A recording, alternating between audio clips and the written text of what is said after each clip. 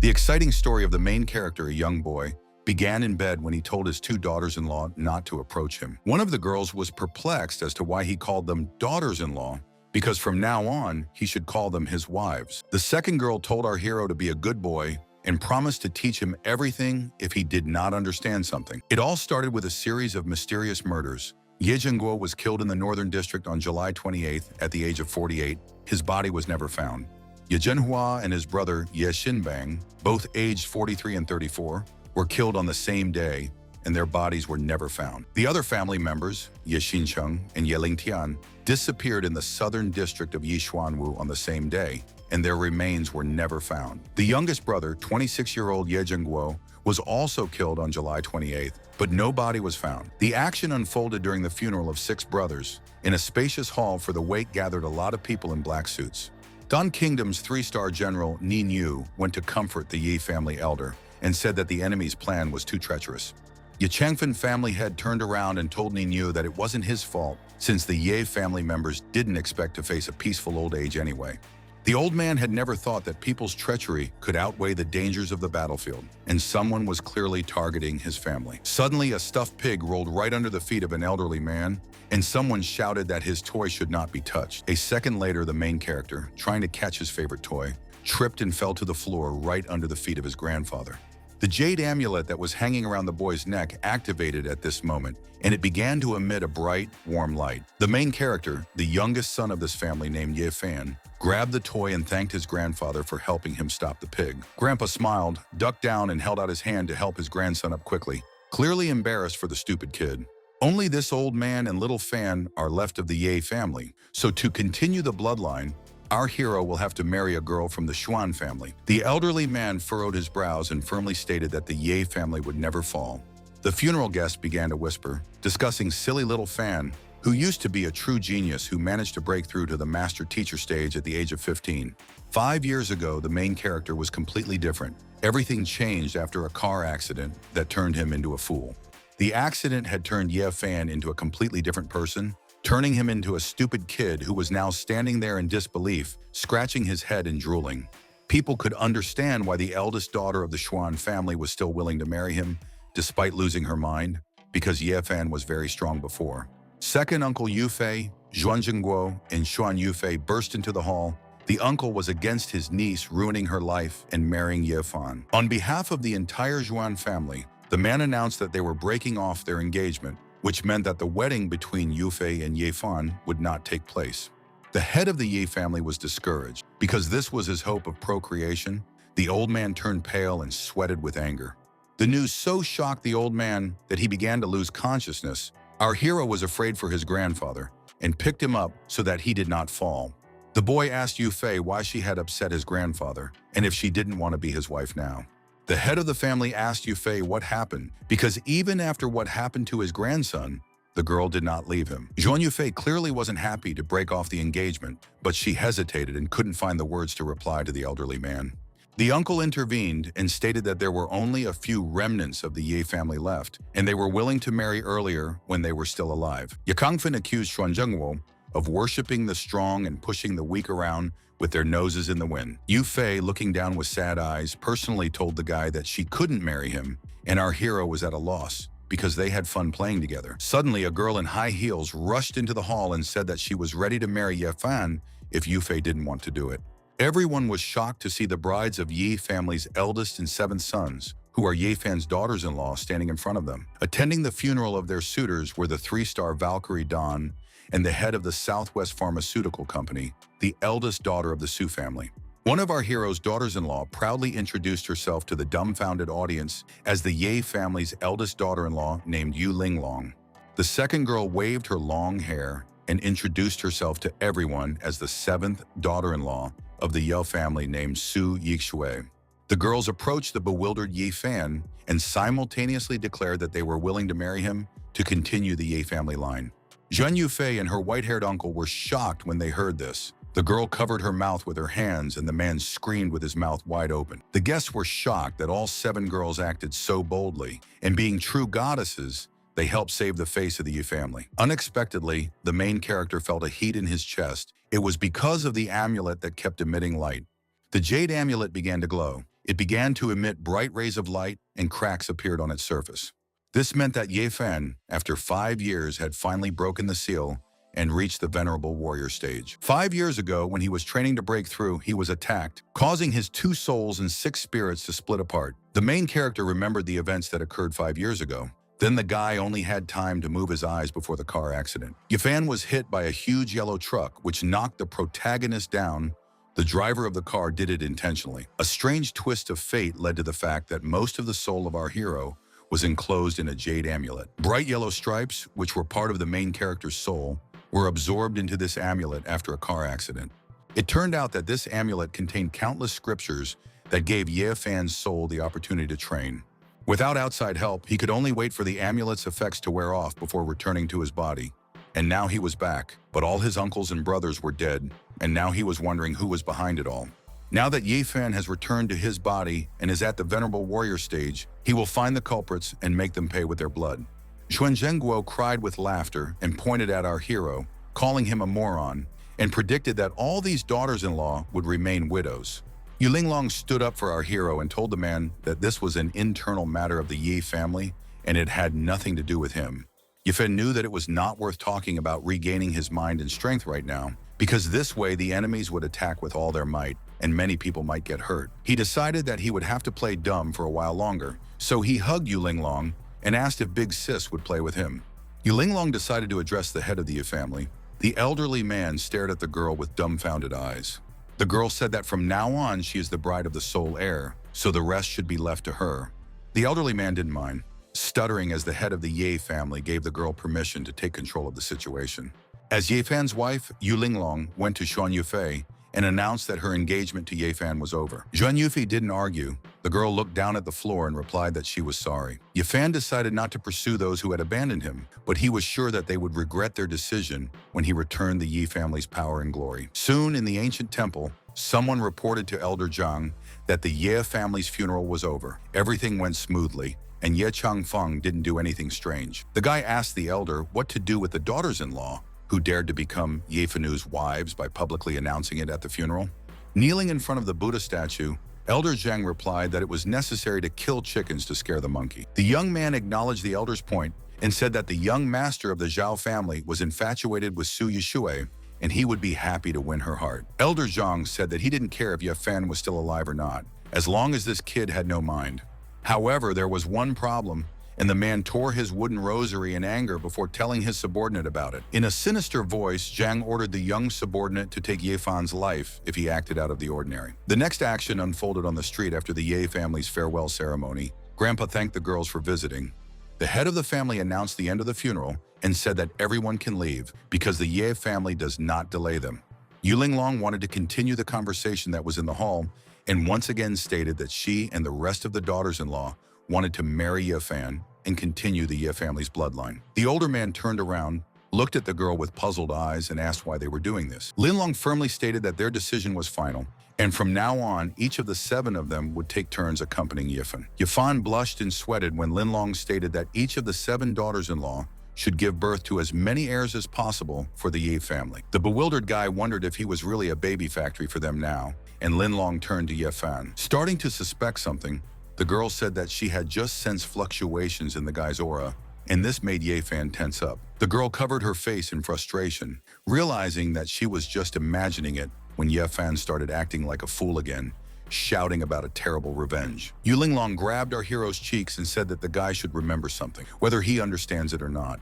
The girl, looking into his eyes, tried to remind him that he was once the greatest genius with great power, standing at the very top. On behalf of herself and the other 6 girls, she said that they would marry Ye Fan and support him for the rest of their lives. Yu Linglong swore that if Ye Fan dared to let any of the girls down, she would pursue him for the rest of her life with her blade. Ye Fan understood that girls marrying him risked becoming the target of the world's censure, and it took determination and courage to do so. The girl hugged him and asked him to gather himself together if he had any sense left in him to protect the Yi family and avenge his family. As Ye Fan continued to play dumb, he promised to take revenge on the girl, and he thought that this blood debt would definitely be paid.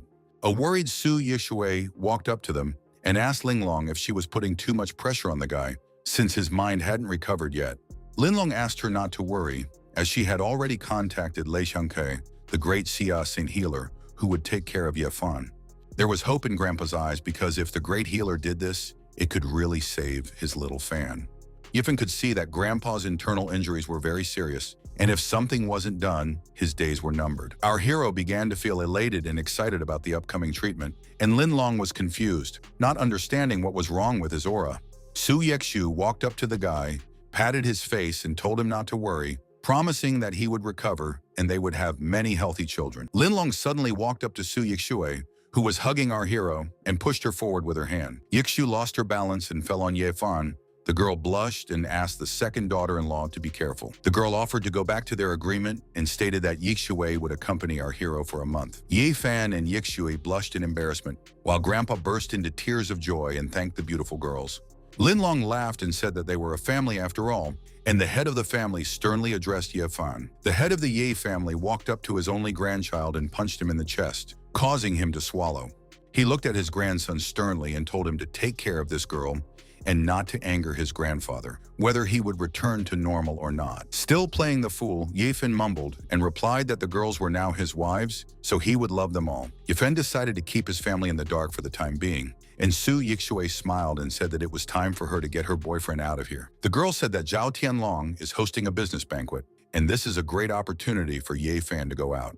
When our hero heard the name Zhao Tianlong, he remembered the incident 5 years ago, when he was injured lying on the asphalt after the accident. Then the main character did not immediately lose consciousness. After the collision with the truck, he could still see everything clearly in front of him for some time. The guy looked in the direction of the truck and clearly saw the driver. It was a man with a scar on his face. And the most interesting thing is that the same man with a distinctive scar on his face attended the funeral today, and he was standing right behind Zhao Tianlong. Yefan now deduced that the Zhang family was behind the attack on him 5 years ago, and they were the ones who would start his revenge. Meanwhile, at the Xuan residence, Uncle was scolding Yufei for still not getting ready for young Master Zhao's banquet. When Yufi, who was trying to hide her tears, told her uncle that she wasn't in the mood.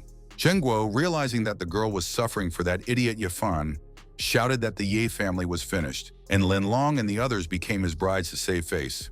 Trying to get her uncle out of the room, Yufei promised that she would go to this banquet, and Zhengguo reminded her to wear something beautiful. Finally, he told his niece, who he still thought was a child, that for the sake of the Xuan family, she should do what needed to be done. When her uncle finally left, the heartbroken girl with pink hair collapsed to her knees and drooped. Even though she had to part with the main character, Zhuan Yufei still couldn't stop thinking about Yefan. Meanwhile, the main character was left alone with Su Yixue. The bewildered guy asked the girl why she took off his shirt. Surprised, Su Yixue asked the young man why he was still in such good shape, since he hadn't trained for a long time. The main character made the girl blush when he smiled and asked if she really wanted to touch his muscles. Stuttering in embarrassment, Su Yixue threw a suit at him and said that it was the official outfit for today's banquet. Not daring to look Ye Fan in the face, Yixue asked him to call her his wife instead of his daughter-in-law. Yefan started feigning joy, and Yixue wondered how Xuan Yufei dared to abandon our hero at the most difficult moment. The girl looked at her new husband for a long time, thinking about something important. She concluded that she should be more attentive to our hero and not allow the guy to be hurt again. Yixu hugged her husband and promised him that she would always be his wife from now on. As soon as the girl hugged our hero, she felt something strange. She suddenly became unbearably hot. The protagonist's aura activated, and the bright orange chakra in his stomach began to emit streams of energy. Yefan thought that he had no doubt that one of his special abilities had remained with him after the accident. A guy touching a girl can absorb her spiritual warmth and transform it into qi to become stronger in martial arts. Therefore, he still hugged her, because generating heat helps Yefan in training and greatly accelerates his development. A blushing Su Yixue abruptly pushed our hero away when a subordinate called out to her because the head of the family wants to talk to her. A subordinate came and reported to the young lady that the patriarch and second master are here, and they request that the girl come as soon as possible. When Su Yixue suggested that the second master and patriarch wanted to condemn her, the subordinate felt awkward and hesitated. The girl was not afraid of judgment. She waved her hand and expressed her readiness to immediately meet with the heads of her family. Yefan thought that he should also see this, because surely the Su family didn't agree with Su Yixue's desire to marry him. When Su Yixue sat down at the round table with the rest of the family, one of them stood up and accused her of being crazy. Yixu kept a low profile and didn't show any emotions under the pressure of her older relatives. The Su family's second master named Manhwa asked if Yikshui really wanted their family to be buried with the Ye family. His brother supported him, saying that the Ye family was finished and it was hopeless to contact them. After listening to the relatives' indignation, Su Yikshui coldly replied to the men that she had her own plans. The main character was eavesdropping on the family conversation. Now he was convinced that the family was judging his wife, Yikshui. All the family members were against this marriage. The men shouted that this woman should be expelled from the clan. Everyone supported this idea. They shouted nonstop, demanding that Su Yikshui be banished from the family in disgrace. Mihao turned to his older brother, who had yet to speak out, and demanded that he keep an eye on his daughter.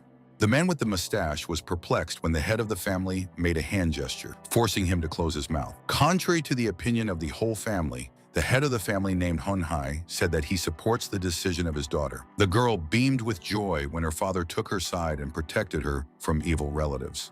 Honhai stated that if it wasn't for the Ye family, they would all be beggars or dead right now. After all, they were the ones who first supported them 30 years ago. Family members were shocked when the head of the clan suggested that anyone who opposes his daughter's decision should get out of the clan. The argument ended when everyone at the round table simultaneously received a notification on their phone. Minhao informed his older brother that the suppliers suddenly announced that they were refusing to work with them. Another brother received the same message. Suddenly, people wanted to cut off business ties with the family. The family had deduced that the ones who destroyed the Yi family were now targeting them on the principle of killing a chicken to scare a monkey. His brothers tried to convince the man that now was not the time for nobility, and their family was at risk of being in the same position as the Ye family. Hong Hai was confused. He didn't know what to do because he didn't want to drag his family down, but he also didn't want to be ungrateful. Minao started shouting, blaming his niece for everything, thinking that because of her, the family might disappear. The girl stood up and stated that there would be someone from the Jia family at today's banquet, and she would do everything in her power to protect the Su family. She bowed her head, saying that the Su family's interests were important to her, and if the relatives didn't believe in her, they could sell off their possessions and get out. Su Yexiu sternly told the disgruntled family members that she wouldn't stop them if they wanted to leave the sinking ship. The main character, eavesdropping on the conversation, smiled because he was proud of his new wife, Yixue. He was wondering who from the Jia family would be attending today's banquet, since he could also help Yixue with the contract. Suddenly, the guy came across a crowd of hooligans. A blonde man with a cigarette in his mouth recognized our hero as a Fu Yi fan and asked if he was really hungry and looking for candy. The main character turned around and looked in bewilderment at the bully, who asked if the guy needed help. Yifan scratched his head and asked where the candy was, pretending to be a fool while thinking that Zhao Tianlong was looking for trouble. A pugnacious blonde man named Zhao Tianlong walked over and spat into the drink glass he was carrying in his hand. Grinning wickedly, his friends began to do the same, throwing their drink glasses at various trash cans. Zhao Tianlong invited our hero to drink this welcome drink, which he personally prepared for him. He was determined to show everyone that Ye Fan was a complete trash, and his friends started encouraging our hero to drink the contents of the glass. Pretending to be a fool, Yifan twirled the glass in his hands with an admiring face and asked if this was how guys drank expensive wine. The hooligans started laughing and pointing their fingers at our hero, claiming that he was a real idiot. Zhao Tianlong burst into tears of laughter and fell to the floor, shouting that Ye Fan was just pathetic. Noticing a passing cleaning lady, the main character asked the woman to stop. He filled a glass with dirty water, saying that he needed to add more ingredients to the wine to make it taste better. Tianlong asked his friends to make sure they caught a video of the former great genius drinking slop water. He definitely didn't expect that Ye Fan, the fool, would grab him tightly by the neck with one hand in a moment. Ye Fan explained that the goodies needed to be shared and allowed brother Zhao to drink the contents of the glass first. Zhao Tianlong immediately crouched down and threw up the contents of the glass on the floor while his friends were shocked by what was happening. Turning pale with anger, Tianlong glanced at our hero and threatened the bastard that he would punish him for such an act. The unperturbed Ye Fan asked the blonde what was wrong and if he didn't like this drink. The main character explained to Tianlong that all his beautiful wives forbid him to drink alcohol, claiming that it is harmful. He spread his hands and said that as a sign of appreciation, he decided to share this wonderful wine with the blonde man. In these 5 years, Yifan had not only learned martial arts, but also the mundane experience sealed in that amulet, so he could easily handle such a primitive situation. Wiping his mouth, an enraged Tianlong ordered his goons to grab our hero and beat him to death for the sake of the boss. The main character prepared to defend himself. His body lit up with a bright golden aura as several burly men gathered to pounce on him with their fists. Suddenly, a muscular red-haired guy rushed in and asked who dared to touch his brother Yifan. A burly red-haired guy wearing gloves immediately grabbed the two guys who were about to pounce on Yifan with their hands. The fighter hit the hooligans with their heads against each other, forcing them to stop trying to attack our hero in one motion. Tianlong was terrified, his voice trembling. He didn't understand why the red-haired big guy was here. After all, he had to leave the city. Yifan's childhood friend Wang Fugi responded by asking the blonde man who would protect his brother if he wasn't around. Yifan smiled when he saw Fugi, who he had grown up with, and who had protected him for these 5 years.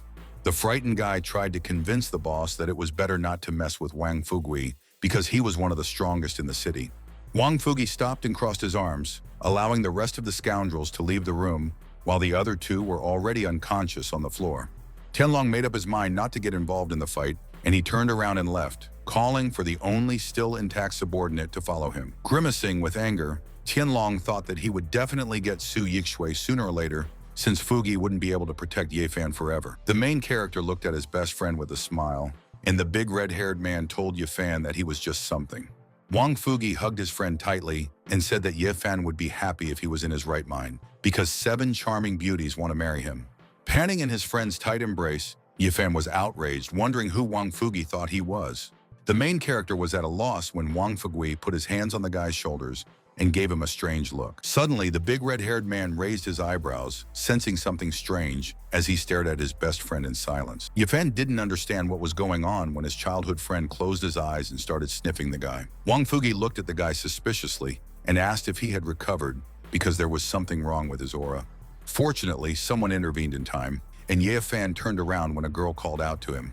It was Su Yixue who asked if our hero was okay. After all, he just disappeared while she was putting on her makeup. Yifan convinced his wife that he was fine, and Wang Fugui bowed down to her and promised that he would protect Brother Fan even with his life. The girl was overjoyed when she saw that Wang Fugui had returned to the city and said what a relief it was. The banquet soon began, and the host announced through the microphone that the guest of honor, Xia Company President Xia Hao, was here today. The host stated that President Xia came to the banquet to make a contract with one of their city's families. A girl in a blue dress, broadcasting into a microphone, invited the banquet guests to greet President Xia. Su Yixue told Fugi to take care of her husband while she talked to the Xia family representative, and the red-haired guy asked her to be careful. Soon, the president of the Xia company named Xia Hao came on stage, waving to everyone and greeting the banquet guests. Xiao Tianlong was also present at the banquet. He was already dreaming of Yixue crawling over to him on his knees when he made a deal with the Xi family. The host approached President Xia and asked if he was going to enter into a partnership with the Zhao family. After all, she was the one who organized this banquet. The man replied that the Zhao family was indeed a good choice, but the market in their city was vast and his company was open to suggestions. Xiao Tianlong turned pale at this moment and opened his mouth in shock, not understanding what this old geezer meant. Su Yixue was delighted to hear President Xia's words because they had a chance to form a partnership with him. The protagonist recognized President Xia as someone he knew well, and the man himself seemed to recognize Yifan as well. President Xia's mouth dropped open in surprise when he looked at the kid and recognized him as the divine doctor. All the guests of the banquet immediately turned around and turned their attention to our hero, who was standing behind next to his wife. She ran up to our hero and grabbed his hands, shouting that now he could repay the divine doctor for saving his life. Xiao Tianlong gritted his teeth in anger, completely unable to understand why President Xia was talking to that jerk Yifan. The blonde man came up to them and shouted, claiming that President Xia was mistaken, because the local fool Ye Fan can't understand anything about medicine. Tianlong added that President Xia probably knows about the situation with the Ye family, so it's best not to contact them. The man with the mustache replied to Zhao Tianlong that he was not mistaken. He was sure that this was the divine doctor. President Xia asked why the divine doctor, who had saved him from death 5 years ago, had lost his mind. Su Yixu, instead of our hero, was forced to explain that her fiancé was hit by a car 5 years ago and still hasn't come to his senses. Xia Hao deduced that Ye Fan had been injured shortly after their meeting, since the young master was so monstrously strong and gifted before. The girl was taken aback when President Xia asked if her pharmaceutical family was interested in partnering with his company. Zhou Tianlong tried to reason with the president, saying that the Su family had already been blacklisted by all suppliers and partners for their association with Ye Fan. President Xia replied that his family wouldn't exist right now if it wasn't for young master Ye Fan, so he wasn't afraid of the consequences. The man stated that the Su family will be the only partner of his family in Cloud City and all supply channels are now open for her. The girl couldn't hold back her tears of happiness as she shook President Xia's hand and thanked him. The guests of the banquet were shocked. The Ye family impressed them because even now its foundation was preserved, and Xu Yishui was shrewd, betting on the winner. Zhao Tianlong grimaced in anger, cursing the blockhead Ye Fan for constantly ruining his plans. Xu Yixi blushed as President Xia winked at the girl and advised her to better thank her fiancé well. The girl smiled and turned around to look at her fiancé, and Ye Fan was still forced to play dumb. The main character was surprised and blushed with embarrassment when Xu Yishui threw herself into his arms and thanked him. Ye Fan smiled, knowing that it was worth it because he had managed to help his wife. Our hero rushed to hug President Xia, saying what a good person he was because he helped his little wife. Xia replied that it was the only thing he could do right now, since he couldn't provoke the big shots behind the scenes. Having left the image of a fool, the main character told the president in his ear that he would not forget his efforts anyway. Xia Hao was stunned, but he didn't show it as he noticed that the divine doctor wasn't actually mad. The man grabbed our hero's shoulders and wanted to ask him something, but Ye Fan was forced to stop him. Smiling foolishly, the protagonist called Xia a cute uncle and hugged him again so that he wouldn't expose him. After leaving the scene, Ye Fan explained to Xia that they wanted to kill him, so it was best to keep a low profile for now, and the man shouldn't talk about Ye Fan's recovery. President Ye understood that a 20-year-old boy who thought so strategically would raise the Ye family, so you had to be on his side for your own benefit. The man convinced young Master Ye Fan that he could rest easy because Xia would do her best. Zhao Tianlong tried to attract the president's attention because Xia originally wanted to make a contract with the Zhao family. Ye Fan hid behind his wife's back and started poking Tianlong with his finger, complaining like a child about what a bad guy he was because Su Yixue wanted to steal from him. Su Yixi hugged her husband to comfort him, and President Xia deduced that he had just received the first assignment from the young master. President Xia suddenly silently walked up to the indignant Zhao Tianlong and slapped him on the cheek with his palm. The man asked the guy if he really promised his family something, since he dares to tell Xia what to do now. Clutching his face, Zhao Tianlong asked Xia why he hit him for no reason, since his family is one of the main ones in Cloud City. President Xia replied that the blonde man deserved a harsher lesson for trying to steal his wife away from young Master Ye Fan. Xia Hao ordered his bodyguards to escort young Master Zhao out of the hall because he must be drunk to behave so inappropriately. The security guards in dark glasses took the blonde man's hands and asked him to follow them, but Zhao struggled and shouted that he wasn't drunk. President Xia suggested that the girl find a quieter place to talk, and Su Yishui didn't mind. When Zhao Tianlong was escorted out of the banquet hall, his friends helped him stand up and asked him worriedly how he was. An enraged Tianlong wiped his face with his hand and said that it was all Ye Fan's fault. The guy asked his subordinates how the preparations were going, and they said that everyone was in position and could start at any time. Zhao Tianlong smiled wickedly and declared that he would make sure that our hero didn't return home today. After the banquet, when it was already night in the city and the streets were empty, an expensive red car was speeding along the road. Su Yixu was driving, but she couldn't stop looking at her new husband, who was sitting next to her in the passenger seat. In her eyes, the guy was no longer a fool. His expression was focused and serious. The girl blushed when she thought that she hadn't noticed Ye Fan's beauty before. The protagonist noticed that Su Yixue was staring at him intently, so he turned his attention away from the view outside the window and glanced at her. He immediately asked if she was looking at him because he was handsome, and the girl frantically replied that she hadn't looked at Ye Fan. She became even more tense when Ye Fan allowed her to look at him all night, since she liked him so much. Su Yixu blushed even more as she realized that she would have to spend her wedding night with the main character today. Our hero put his hand on the girl's leg, taking away her energy, and asked if something was really wrong because she was blushing. The touch caused the girl to lose control of the car so that the car skidded to the side. Ye Fan was afraid for his wife when he saw that she was not feeling well, and Su Yixue didn't understand why she felt so hot every time the guy touched her. Su Yixue wondered if this was the secret of the main character's genius, and she could also become stronger from contacting him. She reached out to stroke his face and said how stupid Xuan Yufei was to give Ye Fan to her.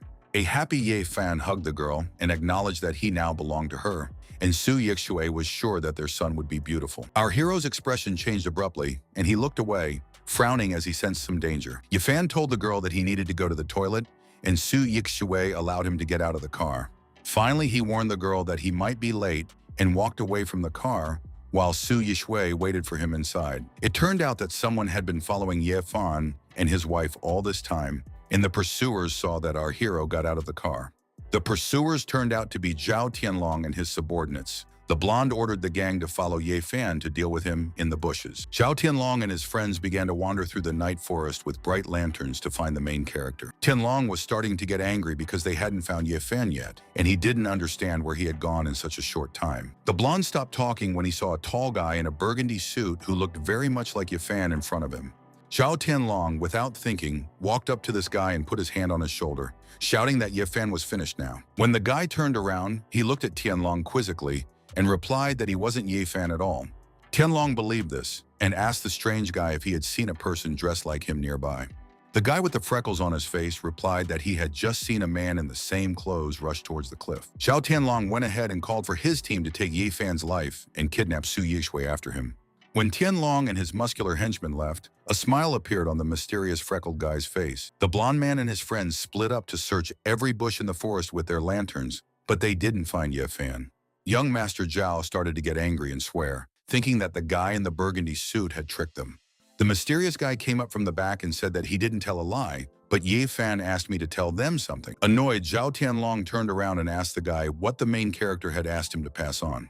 With a sinister smile, the guy replied that according to Ye Fan, he was being chased by bad guys that he was told to kill. Zhao Tianlong's eyes were filled with intense fear as he shouted, asking the guy what he meant. A guy in a maroon suit rushed past the three burly men, killing all of them in an instant. Startled, Zhao Tianlong staggered back and shouted, asking the guy who he was. The young man, who now had his back to Tianlong, raised his hand to his face and asked if Zhao didn't recognize him. When he turned around and pulled off his mask, it turned out that it was the main character in front of Tianlong all along. A dumbfounded Zhao Tianlong, when he realized what had happened, asked Ye Fan if he was using a disguise. When young Master Zhao realized what was really happening, there was even more horror in his eyes. Shaking all over, he screamed and began to accuse our hero of insanity because he pretended all this time.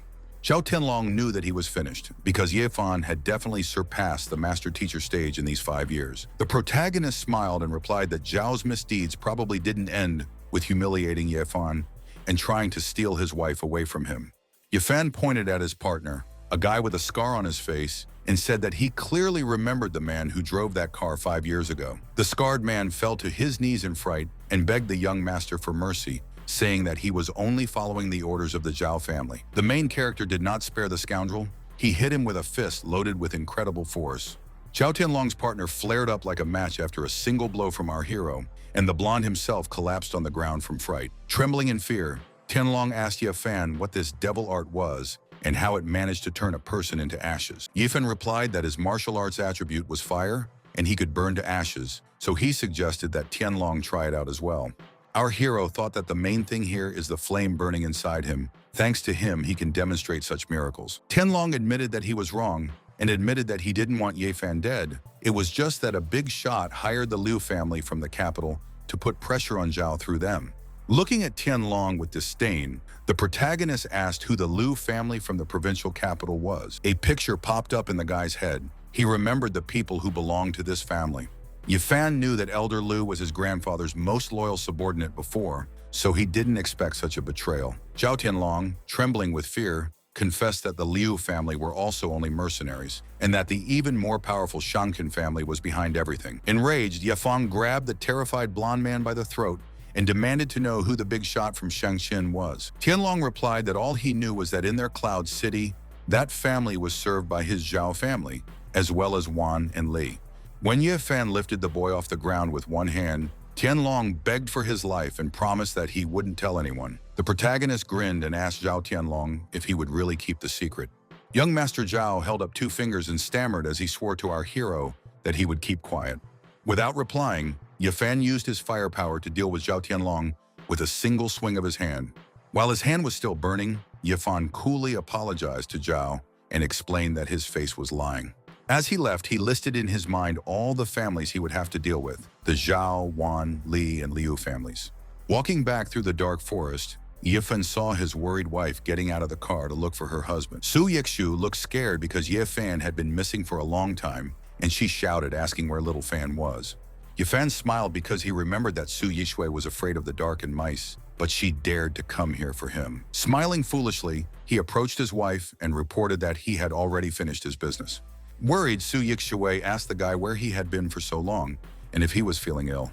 To avoid answering awkward questions, Ye Fan pointed down and shouted that he had seen a large mouse. Startled, Su Yixue screamed and jumped on top of her husband because she was afraid of mice.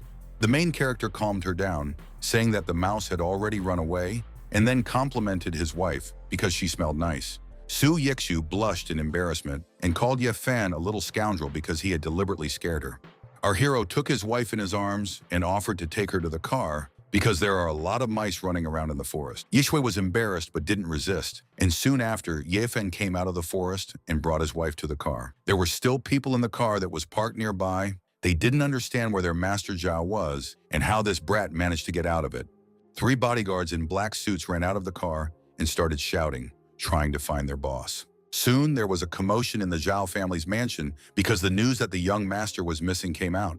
The head of the Zhao family and Tianlong's father, Dechang, ordered his subordinates to search for his son and partner, who had disappeared without a trace. The guard explained to the patriarch that this small park had been combed 8 times by 100 people, and the young master was nowhere to be found. According to them, this mysterious master was too strong, and he must have carried Zhao Tianlong and his partner away. Zhao Dechang thought that surely someone was targeting his family, and perhaps it was someone from the Ye family. The patriarch shouted, ordering his subordinates to continue searching and report back immediately if they found anything. In his anger, Dechang thought that Ye Fan might be involved because the scar was missing along with his son. The head of the Zhao family was in a stupor when he opened the door of his office and saw a guy in a red suit standing in front of him. An elderly man pointed a finger at the stranger and shouted, demanding to know who broke into his house. Smiling, the main character replied that he was the one who should have been finished off while there was such an opportunity. Patriarch Zhao was shocked when he recognized Ye Fan in the guy and realized that he was just playing dumb all this time. The terrified elderly man shouted for help from the bodyguards, but was prevented from doing so. The main character decided to use a simple pen with a metal tip to throw it directly at the man. This pen landed squarely in his hand, so Patriarch Zhao didn't have time to call the guards for help. A moment later, a white cloth flew into his mouth, which silenced the elderly man. Ye Fan stood up and said that he had a few questions to ask the patriarch, and he wouldn't have to suffer as long as he answered them honestly. The protagonist walked over and pulled the gag out of Zhao Dechang's mouth so that he could answer his questions. First of all, the worried father asked if Ye Fan had killed Tianlong, to which our hero asked why he would let the people who tried to kill him live. Starting to tremble with fear, Grandpa squeezed his eyes shut and replied that they were only following orders. Ye Fan demanded to stop talking nonsense and answer who else in Cloud City besides the Li and Wan families served the Liu family from the provincial capital. Stammering, Dechang replied that it was only the Li and Wan families, but also the Liu family had hired people to spy on the Ye family, and he didn't know where they were hiding. When asked about the influential people from Shangqing, the old man said that he had only seen the representative from that city once. He was wearing a mask, and everyone called him Mr. Zhou. In Patriarch Zhao's mind, a portrait of this mysterious lord from Shangqing who was hiding his face behind a mask popped up. Zhou said that the power of the people from Shangqing is huge. They can easily decide on the appointment of the mayor of Cloud City, so Ye Fan can't beat them. When Ye Fan grabbed him by the neck, Dechang shouted that he knew even more information, but the guy shouldn't kill him. The main character looked at the elderly man with an intimidating look and demanded that he speak. According to Zhao, the people from Shangqing oppose the Ye family also because they need something they own. Our hero tightened his grip on the old man's neck and demanded to know what the Shangqing people wanted. Patriarch Zhao began to claim that these details were really unknown to him, and the man began to foam at the mouth. Ye Fan looked at the suffering old man cruelly and replied that he would be of no use then. The main character used his inner flame power to squeeze his hand and turned Patriarch Zhao into ashes. The next day, Ye Changfen was dumbfounded to learn that in the course of one night, the son and father of the main branch of the Zhao family had gone missing, and the second and third master had had accidents. After touching his beard, the old man deduced that someone clearly wanted to exterminate the entire Zhao family, and he wondered who had done it. The Ye family guard captain named Leng Feng reported that the Zhao family was involved in the attack on the young master 5 years ago, but now the trail is lost. Angry, the grandfather said that the investigation should continue because he feels something is wrong with the attack on their family. The following events unfolded at night on the grounds of a large modern mansion owned by the Su family. The main character rested in bed and thought that the rumors about the destruction of the Zhao family had probably already spread. Ye Fan had to take his mind off the Zhao family when his wife came to call him. The girl showed him her new white dress and, blushing with embarrassment, asked if she was beautiful in it. Su Yixu tried to control herself because she couldn't be shy on her wedding night because she needed to teach Ye Fan everything. She smiled and touched Ye Fan's nose, calling him cute when he called wifey Yixue awesome. Still feeling very embarrassed, young Miss Su suggested that our hero proceed. Pretending to be a fool, the main character pretended that he had no idea what the girl was asking him, and he thought how cute she was when she was shy. Blushing even more, the girl suggested that he go to bed together, so that later they would have a big, beautiful son. Our hero pretended to be perplexed and asked if they weren't asleep right now. Young Miss Su felt extremely uncomfortable in front of her husband when he asked directly what she meant. The girl got angry at the main character, shouted that he was Biaka, and pushed him in the shoulder. Yixu became even more shy, asking Ye Fan not to speak like that when he asked her to take off her clothes. To shut the guy up, the girl squeezed his plump cheeks, and only then did Ye Fan stop embarrassing Su Yixue. Gathering her courage, young lady Su kissed our hero, and he opened his eyes in surprise. After our hero hugged the girl, and in response she put her hand on his shoulder, closing her eyes. When Ye Fan touched her, Su Yixue was sweating profusely and started complaining about how hot she was. At this moment, the main character was thinking that he would soon raise the level of martial arts again because he was absorbing the girl's energy. Hugging his wife, our hero remembered that he had already reached the peak of the venerable master, and now he is developing. Ye Fan kissed his blushing wife again and thought that Yixue was also doing well.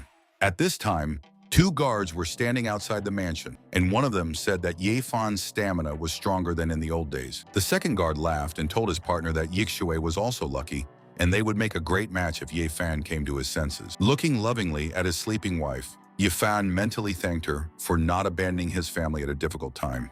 He hugged her and closed his eyes, mentally thanking her for helping him grow stronger, so now he considered her his woman.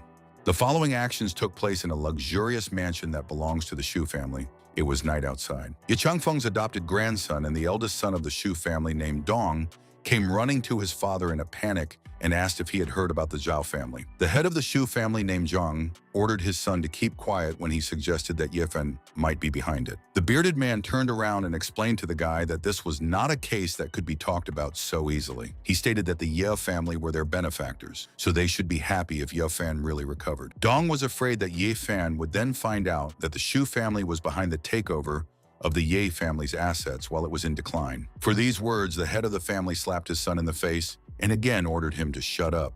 The man took some papers from the table and told Don that he was old enough to know when to keep quiet. Zhang said that a letter was left on the head of Zhao's desk, which mentioned Tianlong stealing the Grandmaster's wife, so he returned for revenge. Don clutched his reddened cheek and asked if this letter mentioned the name of this master teacher. The head of the family already knew the name of this master teacher and was ready to tell his son what his name was. Shu Ying confessed that the master teacher who came to take revenge on the Zhao family is called Fan Ye.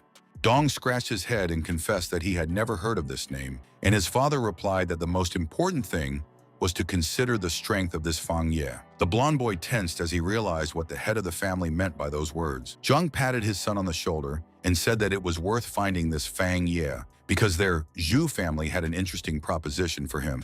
Don wondered if Papa wanted to hire this master teacher to kill Fang Ye and his elderly grandfather. The boy liked the idea very much, and he sped off, promising his father that he would immediately search for Fang Ye. Xu Zhang frowned when he thought of our hero. He was anticipating that Ye Fan's miserable life would come to an end. When morning came, Su Yixue in his husband's bedroom was filled with bright morning light, and the newlyweds were sleeping in each other's arms. The first person to wake up was a girl who had already stopped dreaming, but she hadn't opened her eyes yet. She rubbed her eyes and had yet to open them when her subordinates reported that someone had come to see Ye Fan. Young Miss Su was startled out of surprise when her husband woke up and abruptly grabbed her shoulder. The girl blushed in embarrassment as Ye Fan hugged her and asked his wife to stay in bed for a while longer. Stammering, Ms. Su asked a subordinate who specifically wanted to see her husband now. The girl sat up and became alert when she heard that Zhuan Yufei, his former fiancé, had come to see our hero.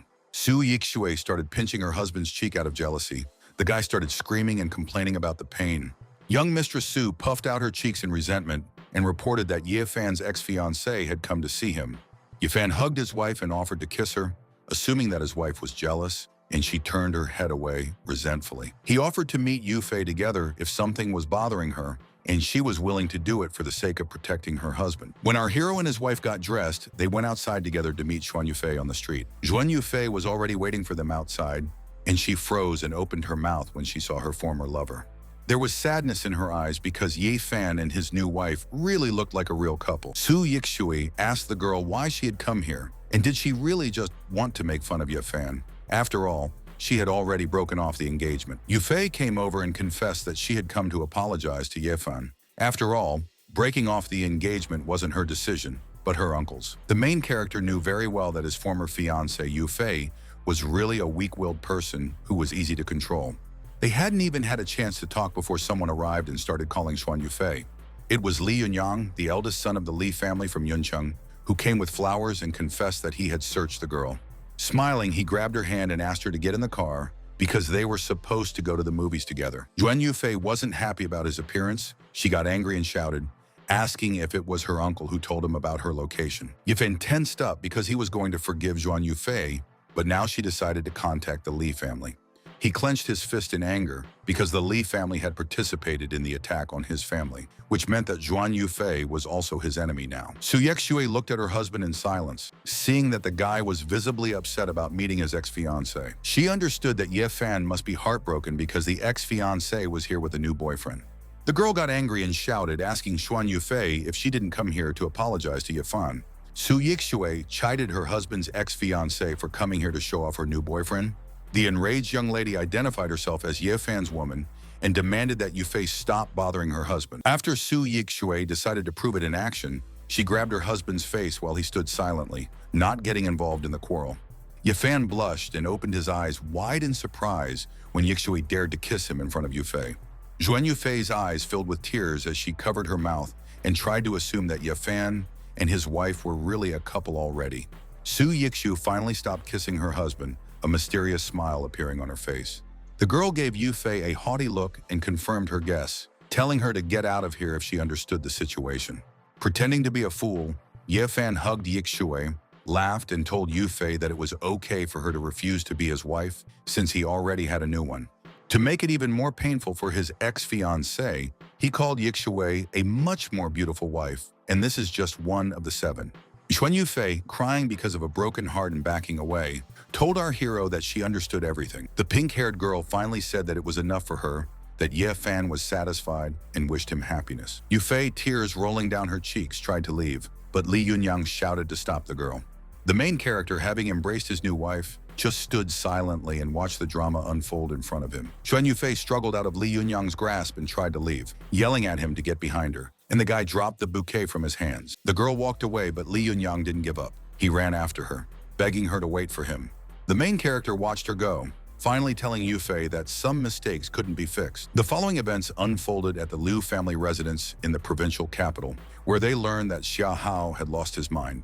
The family head was furious when he found out that Xia Hao had actually decided to side with the Ye family and even made a pact with the Su family. The Liu family patriarch named Zhan was shouting at the subordinates who were lined up in front of him. One of them bowed to the boss and explained that Xia Hao did this to pay for saving a life. Lu Jin replied that he didn't care what Xia's reasons were, and he needed to destroy the Su family to set an example. He shouted that the Zhao family was gone, but there were still Li and Wan families in Yuncheng, Cloud City. The patriarch has ordered these families to join forces and smash the Su family's company, and Su Yixue will be bullied and her reputation trampled into the mud. The man laughed ominously. He knew that after this, few people would want to deal with the Ye family. Wang Fugi came to the Su family's mansion, asked his daughter-in-law not to worry, and promised that he would take care of Ye Fan. Su Yexue asked Ye Fan to be a good boy and promised that she would pick him up after work when he was being dragged by Wang Fugui's hand. Feigning a fool, Ye Fan yelled for his wife to take him away, and Fugi promised the kid that everything would be fine. The big red-haired man finally managed to get his best friend away from his wife to spend time with him. Grinning, he asked his friend to stop playing the fool because Su Yixue couldn't see anything anymore. He pushed him on the shoulder and shouted that he knew from the first glance that Ye Fan wasn't like that anymore. After all, the trick at the banquet was so well played.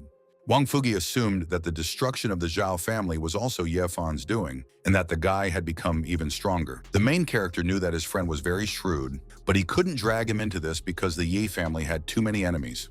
Continuing to play the fool, he suggested that Wang Fugui hand over his costume thinking that the guy liked it. Wang Fugi sighed heavily and stopped trying to get a confession, but he was still sure that Ye Fan wasn't mad anymore. Thinking that Ye Fan had already recovered, Fugi decided to take the guy to a place they often went to before. The main character remembered the place where he spent a lot of time before the accident. It was a club with openly dressed beauties. Ye Fan was not happy about the idea because he is now a married man. Wang Fugi did not reveal exactly where he was taking his friend and said that he would find out when they were there. Soon the guys were already under the right building. It was a tall glass skyscraper in the center of the city. Fugi asked his friend if he remembered this place because Ye Fan often brought him here to buy something before. Our hero immediately guessed where his friend took him. It was the building where the black market is located. The third underground level was the city's largest black market, where all sorts of rare and valuable items could be bought. Ye Fan whistled a tune, clapped his hands, and cheered as he walked down the stairs to do his favorite shopping. Wang Fugi smiled when he saw that his best friend clearly remembered the way to the market, which meant that he had definitely recovered. Our hero knew that his friend was actually not just a stupid jock, but a very smart guy who guessed what Ye Fan was trying to show him right now. Fugi and Ye Fan went down to the underground floor where the market was located. There were many shops and shoppers inside. The red-haired guy promised his friend to buy whatever he chose, but Ye Fan could see that there was nothing suitable here. Ye Fan decided to use a secret technique that he had learned over the past 5 years, called demon gaze. The demon's gaze pierces through the outer shell and reveals the true self, perfect for searching for values. The main character drew attention to the flaming orange ball. The demon's gaze allowed him to quickly find a valuable thing. It was a life force pill that helps one break through to the master teacher stage, one that couldn't be bought for even $1 billion. Ye Fan knew that this pill would greatly help his friend, who was already on the verge of breaking through 5 years ago, but still hadn't managed to do so. Pretending to be a fool, our hero grabbed a life force pill and told the seller that this stone would be suitable for a kitten to play with. The seller, unaware of how valuable it was, offered to give it away as a gift if Ye Fan bought something else. There were many other items in this seller's assortment, and large, colorful minerals were laid out on the table. The older man smiled slyly, knowing that they were cracking nuts with this rock, and he didn't mind letting this idiot fork out. The main character didn't mind buying another stone. He asked Wang Fugi to pay for the purchase. Fugi began to doubt that Ye Fan had recovered, so he asked him not to buy this stone because his wife would be angry if he gave it to her. Our hero began to resent that Fugi did not keep his promise. Then the red-haired guy agreed to pay for everything. Ye Fan was overjoyed that Fugi had agreed to purchase both stones and handed him a life force pill. Nearby, other customers were discussing the rumors that the Ye family's enemies had hired a powerful master to finally destroy it. This was also news to the main character, who was wary when he heard about some mysterious master teacher. Ye Fan turned around and looked after those guys who were discussing this, listening to their conversation. 2 men in business suits walked forward in the market, feeling sorry for the Ye family who had achieved so much earlier. After listening to the gossip, the main character concluded that the enemies of his family decided to act very quickly. The guy was confident in his abilities and that nothing was going to happen to the enemies because he had recovered and was ready to protect his family. The big red-haired man noticed that something was wrong with his friend and decided to ask him about it. Still in character, Ye Fan smiled and asked Wang Fugi to quickly try out the pebble they had bought. Wang Fugi explained to his best friend that it wasn't candy at all, but a rock, so he couldn't eat it. Ye Fan then began to forcibly shove the stone into his friend's mouth, saying that he should definitely do it. The red-haired guy tried to resist, but it didn't work out. The rock hit him in the mouth and immediately split. Wang Fugi was shocked to see that the boulder had split open, and there was a life force pill inside it. He immediately hid it, knowing that with it, the chance of breaking through to the next stage increased to 70%, and he didn't understand how the pill ended up inside the stone. Ye Fan yawned, pretending to be very bored because this market doesn't sell any goodies. Wang Fugi was moved when he realized that his friend really recovered, and our hero decided to answer the phone. It was Xia Hao who asked the guy if he was free right now, because the man wanted to introduce him to someone. Half an hour later, outside the Royal Grand Hotel, Xia Hao asked Ye Fan to let him introduce his companions. In front of them were 2 members of the Xia family, men with long hair and wearing long cloaks. Ye Fan was eating and didn't pay any attention to them when Xia Hao introduced him to Li Hu, who he could contact if he needed help. Li Hu, the godfather of the city's underworld, greeted the young master respectfully and said that from this day forward, his will was the law for him. Song Qian, the city's governor-general, promised Mr. Ye to do anything without hesitation if he needed help. Without reacting to the men, Ye Fan laughed and told Xia Hao that Wang Fugi had eaten a rock today. Kanye decided to reevaluate the Ye family, seeing how President Xia treated our hero with respect, even though he had lost his mind. Fugi wiped his friend's face and promised Mr. Xia to remember everything and contact these gentlemen, since Ye Fan had not fully recovered yet. Li Hu visibly tensed up as he looked at the screen of his mobile phone and read the message. He reported the bad news. Wu Laolan has mobilized all of his men, and it looks like they are hunting down Lady Su Yixue. Hearing this, the protagonist abruptly stood up and clenched his fist, and his strong aura caused even the burly Wang Fugi to collapse to the floor. President Xia, Wang Fugi, Song Cheng, and Li Hu were all stunned to see the terrifying strength of the distraught Ye Fan. The main character was furious because these bastards dared to touch his woman. Wang Fugi tried to calm his friend down, thinking that he had stopped pretending because his aura was monstrously strong. Yevon decided to continue playing the fool. He grabbed his chopsticks and dashed away, shouting that he was going to save his wife. President Xia had already called someone and ordered everyone to move out to protect Ms. Su at all costs. At this moment, a white car with Ms. Su in the back seat was maneuvering through the city street.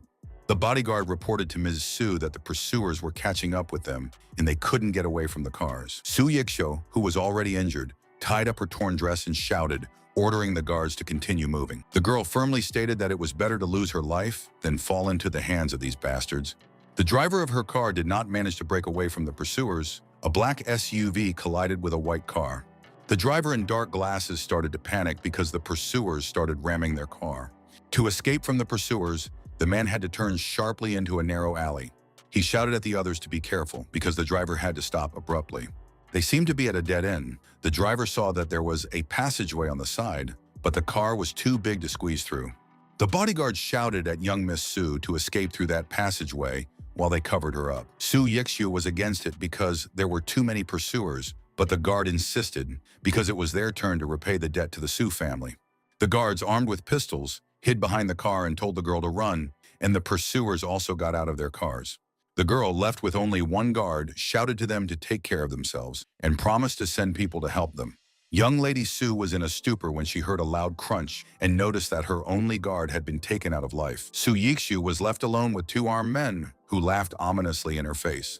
The girl was not afraid and did not panic. She boldly looked into the eyes of her pursuers.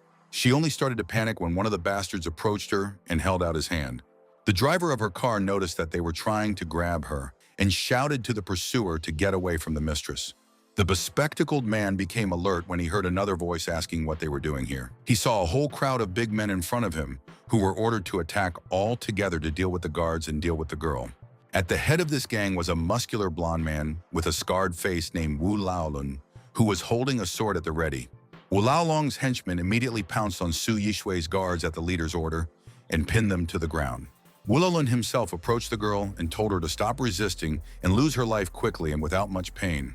The partner reminded the boss that they had been ordered to take her life on the spot, but Wu Laolun also remembered the pain and humiliation in that order. Su Yixu grabbed the sword and ordered the bastard not to approach because she definitely wouldn't let him touch her. A thug with a red mohawk rushed forward to help the boss grab the girl he said was being offered a nice offer. Closing her eyes, young Mistress Su swung her sword and prevented the mohawk-faced bastard from getting close to her.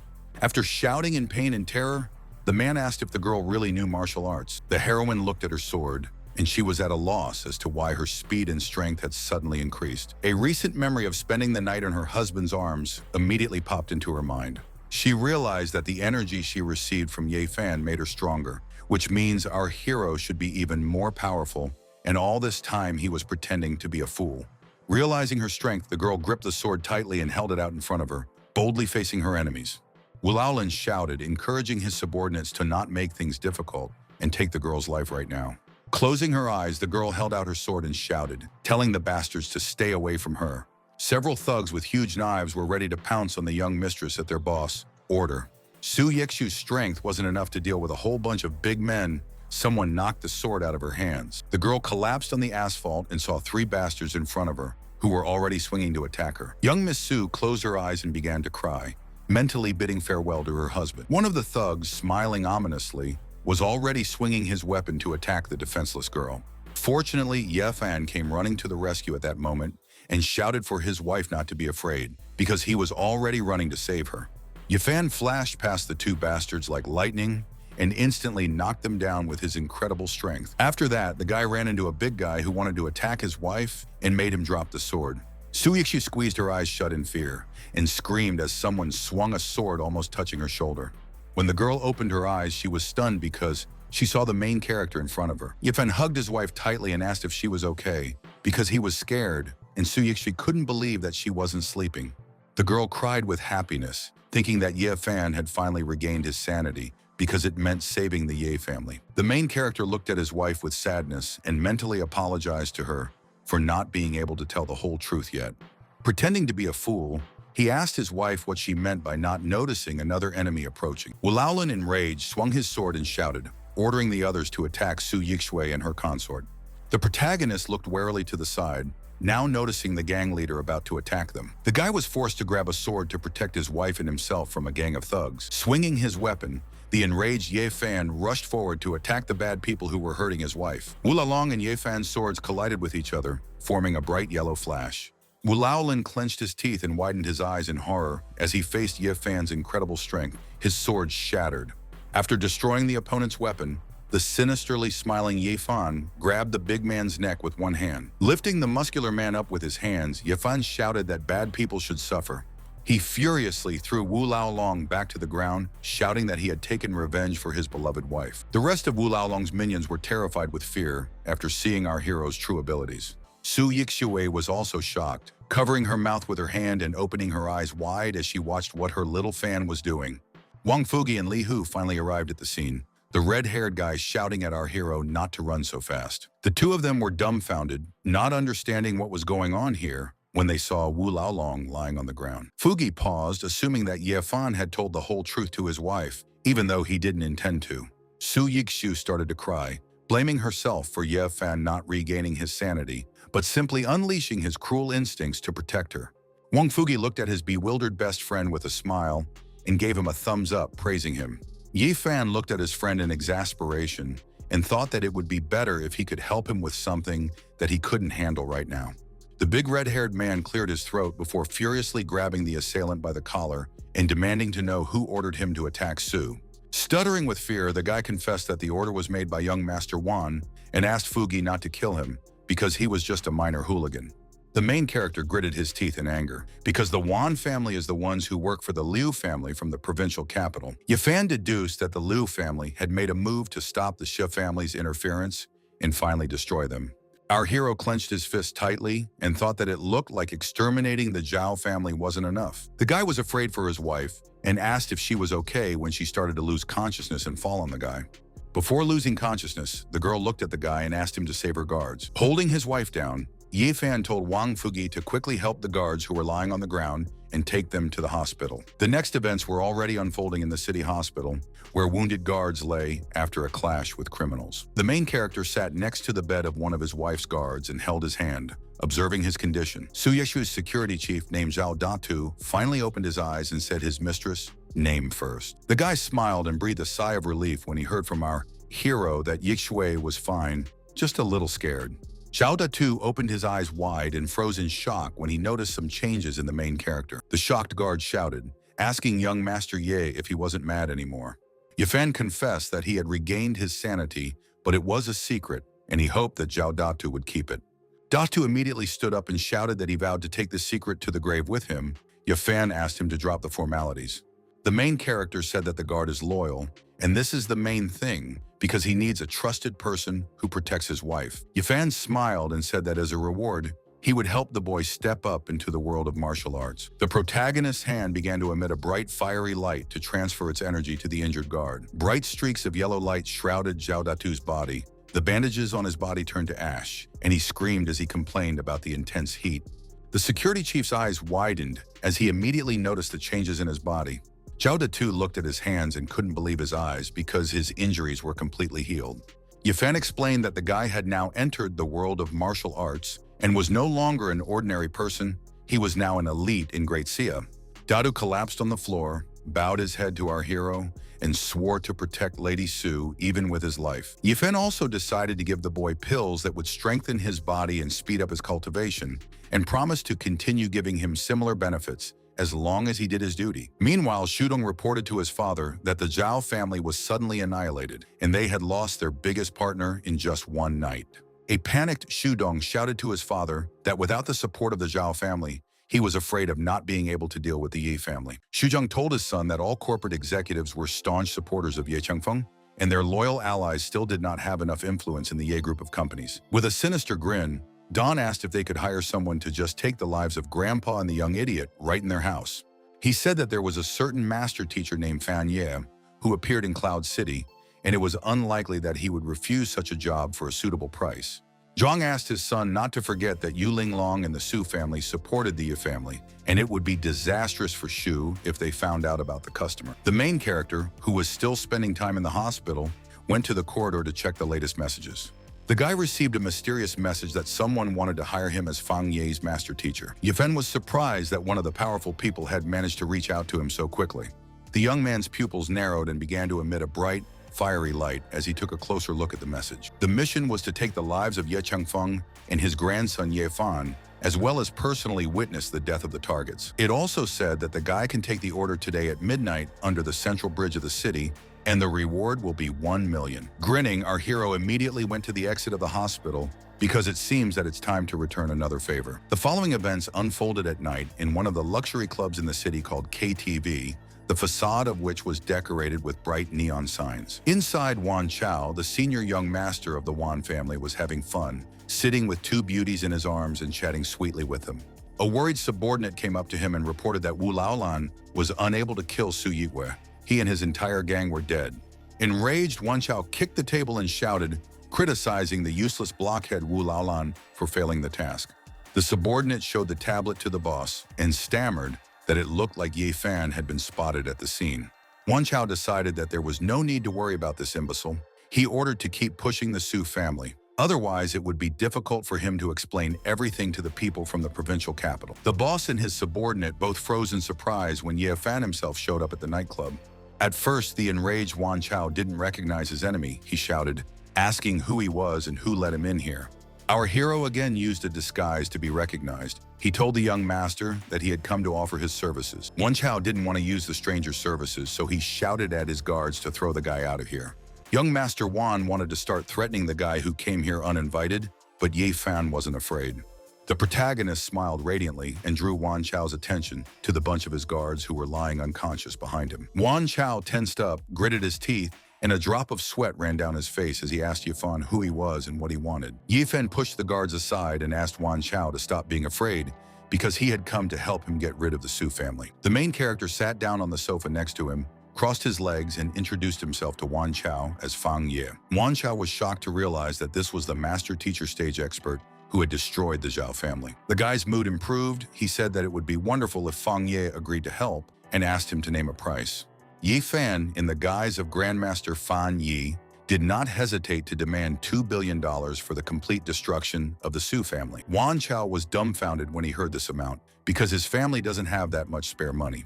Fang Ye stood up and gave Wan Chao a demonic look, thinking that he was trying to offend the master teacher by refusing to scrape together a measly couple of billion. Sweating with fear and exertion, Wan Chao asked the master teacher not to get angry and said that he wouldn't dare offend him. Wan Chao knew that Lord Liu of the provincial capital had promised to give his family all his possessions for the destruction of the Su family, so the deal was a good one. But he wasn't sure if the Liu family would keep their promise or if this Fang Ye wouldn't turn against them like he did with the Zhao family.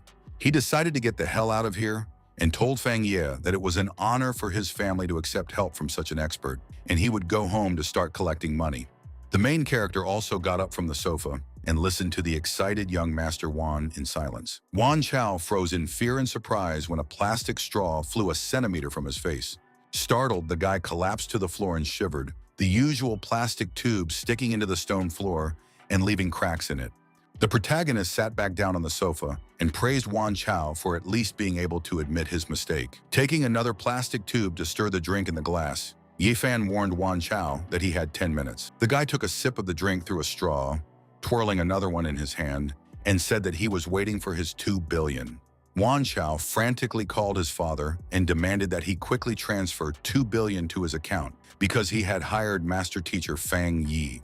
The father thought that his son was not in his right mind, so he did not immediately agree, and Wan Chao began to beg the father to transfer the money as soon as possible. The main character thought, how could he let it go unpunished because the Wan family dared to attack his wife? With trembling hands, Wan Chao walked over to the Grandmaster and transferred the money to his phone, asking if he could go now.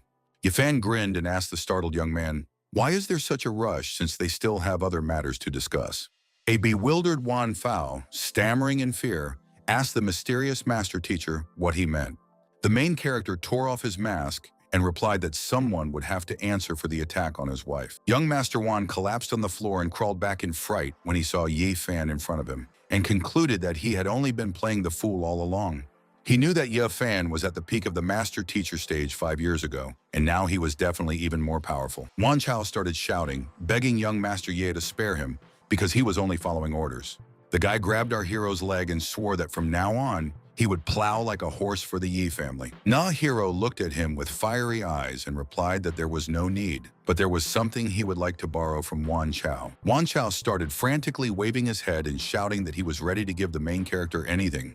A sinister smile appeared on Yifan's face, and he looked down at the boy before voicing his wish. Yifan demanded that Wan Chao give up his life, and at the same time, he hit the guy with his powerful fist. In those hellish seconds, Wan Chao was still conscious, cursing Ye Fan for fooling everyone. Young Master Wan didn't want to let Ye Fan get away with it, as he held his phone behind his back. Fortunately for Wan Chao, Jean was calling him at that moment, and he tried to answer the phone. It wasn't so easy to trick the protagonist. He immediately noticed that Wan Chao was trying to contact someone. Surrounded by a fiery aura, Ye Fan lifted Wan Chao even higher off the ground and made him drop the mobile phone from his hand. The mobile phone crashed to the floor and shattered, so Wan Chao didn't have time to answer John's call. The cold-blooded Ye Fan noticed that Wan Chao was trying to kick even at death's door and continued to hit him with fiery power. Wan Chao's entire body shone with a bright yellow light as our hero sent a stream of his power directly into the area of his heart. After that, the main character clenched his fist tightly, forming a blast wave that made Wan Chao's henchmen close their eyes. When Ye Fan dealt with young Master Wan, he said that it was now the others' turn. The crowd of guys who worked for Wan Chao decided to go on the run. They screamed, begging for Ye Fan not to take their lives. When everything calmed down, and only clouds of thick smoke remained around, our hero bent down to pick up something from the floor. It was the mobile phone of the deceased Wan Chao, and someone named John was still trying to reach him, unaware that he was already dead. The main character took the broken phone in his hand to check messages on behalf of Wan Chao and answer them. Young Master Ye then casually threw the phone back on the marble floor and walked towards the nightclub's exit. Wan Chao's father, Wan Chong, received a message from his son saying that he had been abducted and now he should come under the central bridge at midnight. The man immediately called his subordinates to order all the Wan family fighters to gather and prepare to attack the enemy at the central bridge. The enraged head of the Wan family was already impatient to see who had dared to kidnap his only son.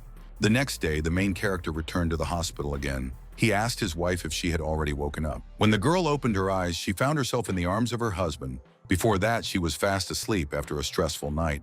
Our hero felt relieved when he saw that his wife was fine and hugged the girl tighter. Young Lady Su looked at her husband in fascination, as if she definitely didn't expect to see him here. Su Yexu blushed and covered her mouth with her hands, remembering that Ye Fan had saved her from her pursuers that night. She recalled how her husband looked that night and thought that Ye Fan was really cool at that moment. Ye Fan placed his hands on her face and relayed the doctor's words that she was just overworked, and after a little rest, she would be discharged home. The girl gently patted Ye Fan's cheek, looked at him lovingly, and said that she couldn't go home just yet. She said that their company is preparing to release the drug, and there is still a lot of work to be done, so she will return home after work is completed. The young lady was noticeably alert, her face showing concern as she looked at the mobile phone screen. When the girl answered the phone, she was told the shocking news that a rival company had stolen their formula and had already released the drug.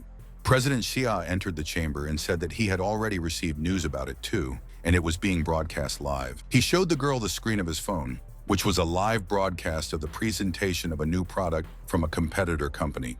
Li Yunyang introduced a cosmetic drug that can be used to get an immediate effect by taking just one pill. Ms. Su was furious when she heard from Shameless that his company had been working on this product for many years. The girl couldn't hold back the tears because her company has invested a lot of money in creating this formula for many years. President Xie warned that without a flagship product to help Su break the deadlock, they wouldn't last long. Young Miss Su courageously wiped away her tears and decided to compete for the formula that her company had been working on for so long. She got up and left, asking President Xia to take care of her husband because she needed to return to the company urgently. Ye Fan arrogantly stated that he knew a bunch of formulas that could shake the world, so the cosmetic product didn't surprise him. President Xia asked if Ms. Su would believe this, and the guy agreed, because now he is a fool for everyone. But suddenly the main character had a brilliant idea of how to help his wife in this situation. He said that Yuling Long mentioned inviting the famous Dr. Lei, and his recommendation for the drug should be worth its weight in gold. Xiahao doubted that the doctor would listen to the guy, but Ye Fan didn't think there would be any problems with that. The main character was surprised when, holding his mobile phone in his hand, he heard that someone was trying to call him. It was a tearful Yufei, who knew very well that she had let our hero down, but she was forced to ask him for a favor. Ye Fan asked the ex-fiancé what happened and offered to offend bad people in return if someone offended her. The pink-haired girl couldn't stop crying as she confessed that Ye Fan was special to her. This was because only this guy treated Zhuan Yufei well in any situation. The girl said that her uncle was forcing her to marry Li Yunyang, and the engagement banquet would be held tonight, so she urgently needed help. Ye Fan was visibly angry because he heard Li Yunyang's name again, who was attacking his family. The guy laughed foolishly and asked his ex-fiancée to pick him up so that he could take revenge on the bad Li Yunyang. Soon, a girl with pink hair came to our hero to accompany him to the event. She turned to Ye Fan with hope in her eyes and said that she knew very well that he still held a grudge against her. The girl said that her uncle forced her to break off the engagement, and she had no choice because the treatment of her terminally ill dad needs a lot of money. Ye Fan recalled that not long after the accident, Yufei's father also had an accident and has been in a vegetative state ever since. Unable to hold back her tears, Zhuan Yufei swore to the guy that she had always loved only him. Otherwise, she would not have been faithful to him during these difficult 5 years. Even though Yufei seemed so helpless to him, he decided to put the matter aside for now, because today he was here for a more important purpose. The girl was startled when someone noticed that the bride had already arrived, so young Master Li should greet her. The frightened girl grabbed our hero by the hand, and he just smiled because the performance is already beginning.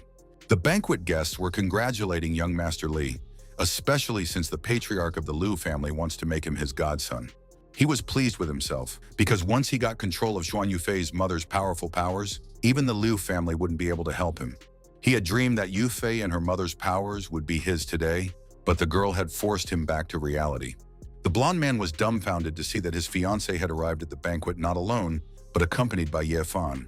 Li Yunyang got angry and shouted, asking what was going on and why the girl had brought this imbecile here. Wang Fugi suddenly appeared on the horizon, telling Li Yunyang to watch his tongue when he was talking to his brother. Wang Fugi warned that he would injure the boy if he addressed Ye Fan as young master Ye. Li Yunyang was amused that Fugi still considered Ye Fan a young master because his family was finished. The big red-haired man couldn't stand it anymore and slapped the half-wit in the face when he said that Ye Fan and his grandfather would soon be going to visit their relatives. Fugi wasn't scared at all when Li Yunyang started threatening the guy and called the guards. The slap in the face caused the groom to collapse to the ground and drop his bouquet, as his worried subordinates immediately ran up to him. Wang Fugi asked Li Yunyang and his minions if they, being trash without a drop of spiritual energy, thought they could scare him. President Xia, accompanied by bodyguards, came and asked young Master Li to calm down and not mar the holiday with violence. Li Yunyang deduced that Yufei had planned all this, but he didn't understand how she managed to attract powerful people like President Xia and Lord Hu. Zhuan Yufei suggested that they stop acting silly since both parties are guests here, so it's better to go inside and settle things calmly. Young Master Li looked at his daughter-in-law in disbelief, then advised Yufei to think carefully about her behavior. All the banquet guests turned to look at the bride and her escort as the couple was announced to be entering the hall. The people present were at a loss, because they had come to the engagement banquet of Li Yuanyang and Zhuan Yufei, and the girl was accompanied by a fool from the Yi family. The guests began to discuss how the Li family was losing face because Yufei was openly cuckolding her fiancé. Mr. Li shouted, asking Mr. Xuan what was going on, since he had promised Yufei and Yuanyang a successful engagement. An angry Xuan Zhengguo, burning with shame in front of Mr. Li, ran to his niece and shouted, asking what she was doing. The pink-haired girl was so tired of her uncle's pressure that she looked back at him in silence and indifferently. The uncle demanded that the girl immediately apologize to young Master Li and say that she was acting like a child. Wan Yufei decided to go back to Ye Fan, hold his hand, and publicly announce that she would like to make a statement today. Meanwhile, Li Yunyang, who didn't give up hope, strode towards his unfaithful bride while holding a bouquet of roses. The girl claimed that ending her engagement to Ye Fan from the Ye family was her uncle's decision, but she never agreed with it. Xuan Yufei took the guy's hand, held it up, and declared that only Ye Fan had always been her fiancé, so she was asking for a blessing. Ye Fan knew that the girl wouldn't be in such a miserable situation if she showed even half that determination at the funeral. When Li Yunyang heard the bride's request to bless her and Ye Fan as a couple, the guy got angry and dropped the bouquet. Grimacing with rage, young Master Li was offended that Yufei was asking for her blessing at their engagement banquet. The guests began to discuss Yufei, who had already changed her mind several times, which meant that things were not going well in the Xuan family. Mr. Li smashed a wine glass and yelled at Wang Zhengguo, accusing him of deliberately causing a scene here. Mr. Xuan began to make excuses for him and asked him to calm down, promising that he would immediately settle this misunderstanding. Xun Zhengguo went back to his niece and started shouting at her because her actions were putting her on the path of no return. The girl replied that she had thought it all out well, and it was the way her uncle had forced her to marry this beast in human form that had set her on this path. Shen Yufan turned to her lover and hugged his face with her hands to confess something. With tears in her eyes, she said that she had brought Yufan here so that everyone would know of her eternal and unconditional love for him. Yufan wasn't moved by this, thinking that she just decided to make him the scapegoat of Yi, so it was too late to put up with him. Li Yunyang, who had turned his back on his fiancée, only snorted in anger as he listened to her. The guy ordered his burly bodyguards to attack Yu Fei and Ye Fen for letting the bride embarrass him in front of everyone. Young Master Li asked if his family would be able to maintain their dignity if he didn't teach the bride and Ye Fan a lesson. 3 shaven-headed guards wearing glasses and carrying wooden clubs were ready to attack Lady Xuan and our hero. Li Yunyang, angry at his ex-fiancée, reproached her for still wanting to be with that bastard, even though he treated her with all his heart. Suddenly, the blonde guy was again slapped in the face by someone who decided to stand up for the girl and our hero. The impact was so strong that young Master Li was unable to stay on his feet. He did a somersault in the air and landed face first on the floor. Wang Fugi told the guy that he had already warned him not to insult Ye Fan again, otherwise he would regret it. Mr. Li reproached Fugi for the fact that even his father treats him with the greatest respect, and the guy thinks of himself as a badass. The man, offended by the fact that Wang Fugi hit his son, ordered the guards to teach the red-haired guy a lesson. Li Yunyang sat on the floor and held onto his bruised cheek, while Wang Fugi didn't budge, unafraid of the Li family's threats. The main character started to worry, because there were many martial artists here. Wang Fugi might not be able to handle it alone. Li Hu took the liberty of suggesting that the guards handle the conflict like civilized people and not pick fights here. Mr. Li was outraged that Hu started saying something about civilized people, because he thought it was strange to hear it. Strong, shaven-headed men armed with machine guns intervened in the conflict, and they pointed their weapons at representatives of the Li family. Li Hu replied to the man that there was a civilization behind him, and he was more civilized than anyone below the Grandmaster. When Li Hu's men set their sights on Li Yunyang and his father, Li Yunyang decided to stop all this and admit that Hu had won. Having subdued the Li family, the man with a scar on his face approached the main character and suggested that he leave here. Xuan Yufei was proud of her lover because even when he lost his mind, he attracted such powerful people to his side. The pink-haired girl's uncle didn't want to let his niece leave so easily. He grabbed her hand. Smiling ominously, he handed her the phone and offered to check on his father's condition before she made a final decision. Xuan Yufei saw her father on the video call, who was in a serious condition in the hospital, and someone was grabbing the oxygen supply hose with his hand. The girl began to cry, fearing for her sick father, and asked her uncle what he was doing.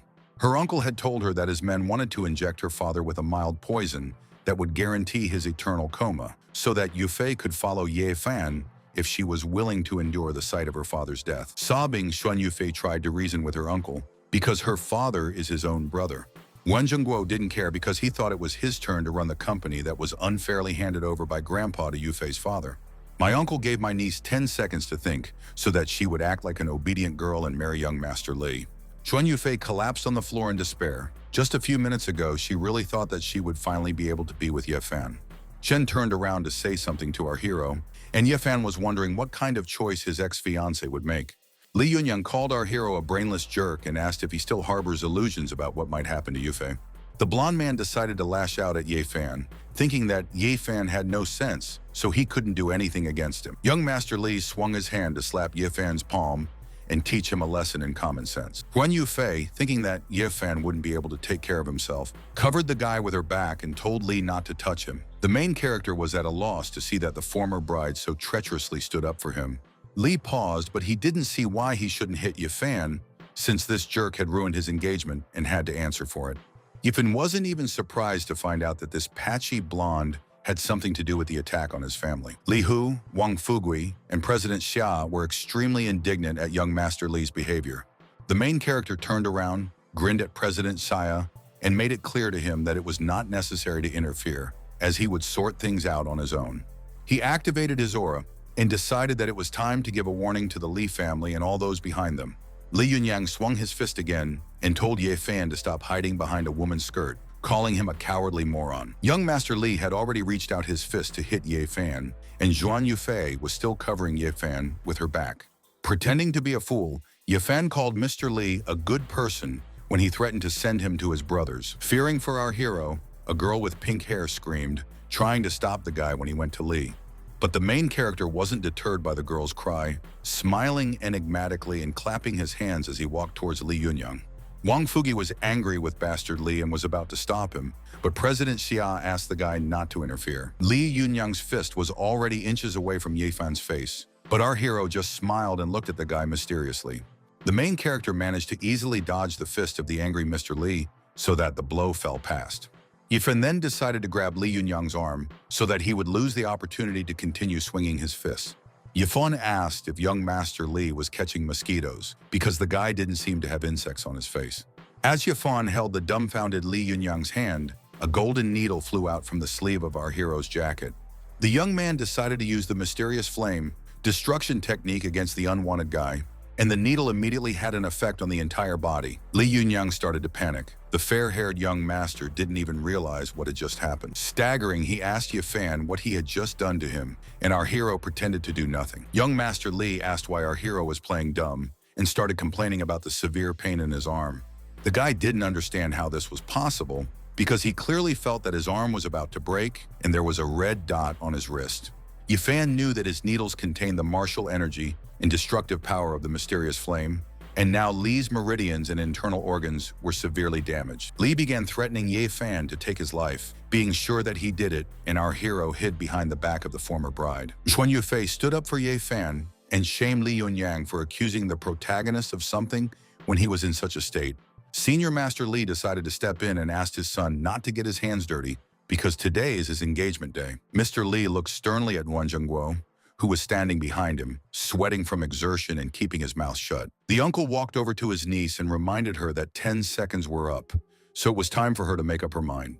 Yufei believed that Ye Fan would help her solve this situation, and her uncle told her that our hero and his entire family would soon die. The girl was horrified when her uncle told her that someone could easily take the lives of Ye Fan and his family that very night. Guan Yufei, not wanting Ye Fan to get hurt because of her, fell to her knees and agreed to marry Li Yunyang. Her uncle asked her if it wouldn't have been easier to listen from the beginning, and now he told her to go and explain everything to the guests. A gleeful smile appeared on Mr. Xuan's face, and Yufei was forced to leave Ye Fan. With tears in her eyes, the girl turned around and told our hero that she was sorry, but she really had no other choice. Wiping away her tears, she asked Fugi to take Ye Fan away from here and promised to make sure he was safe. She told them all to leave and said that she was just unlucky and she and Ye Fan weren't meant to be together. The girl left without hearing a single word from our hero, and President Xie walked over to Ye Fan and addressed him. The main character looked down at the floor and was about to break the silence to tell everyone about young Master Li. Ye Fan accused young Master Li of being ill, so he couldn't marry Guan Yufei.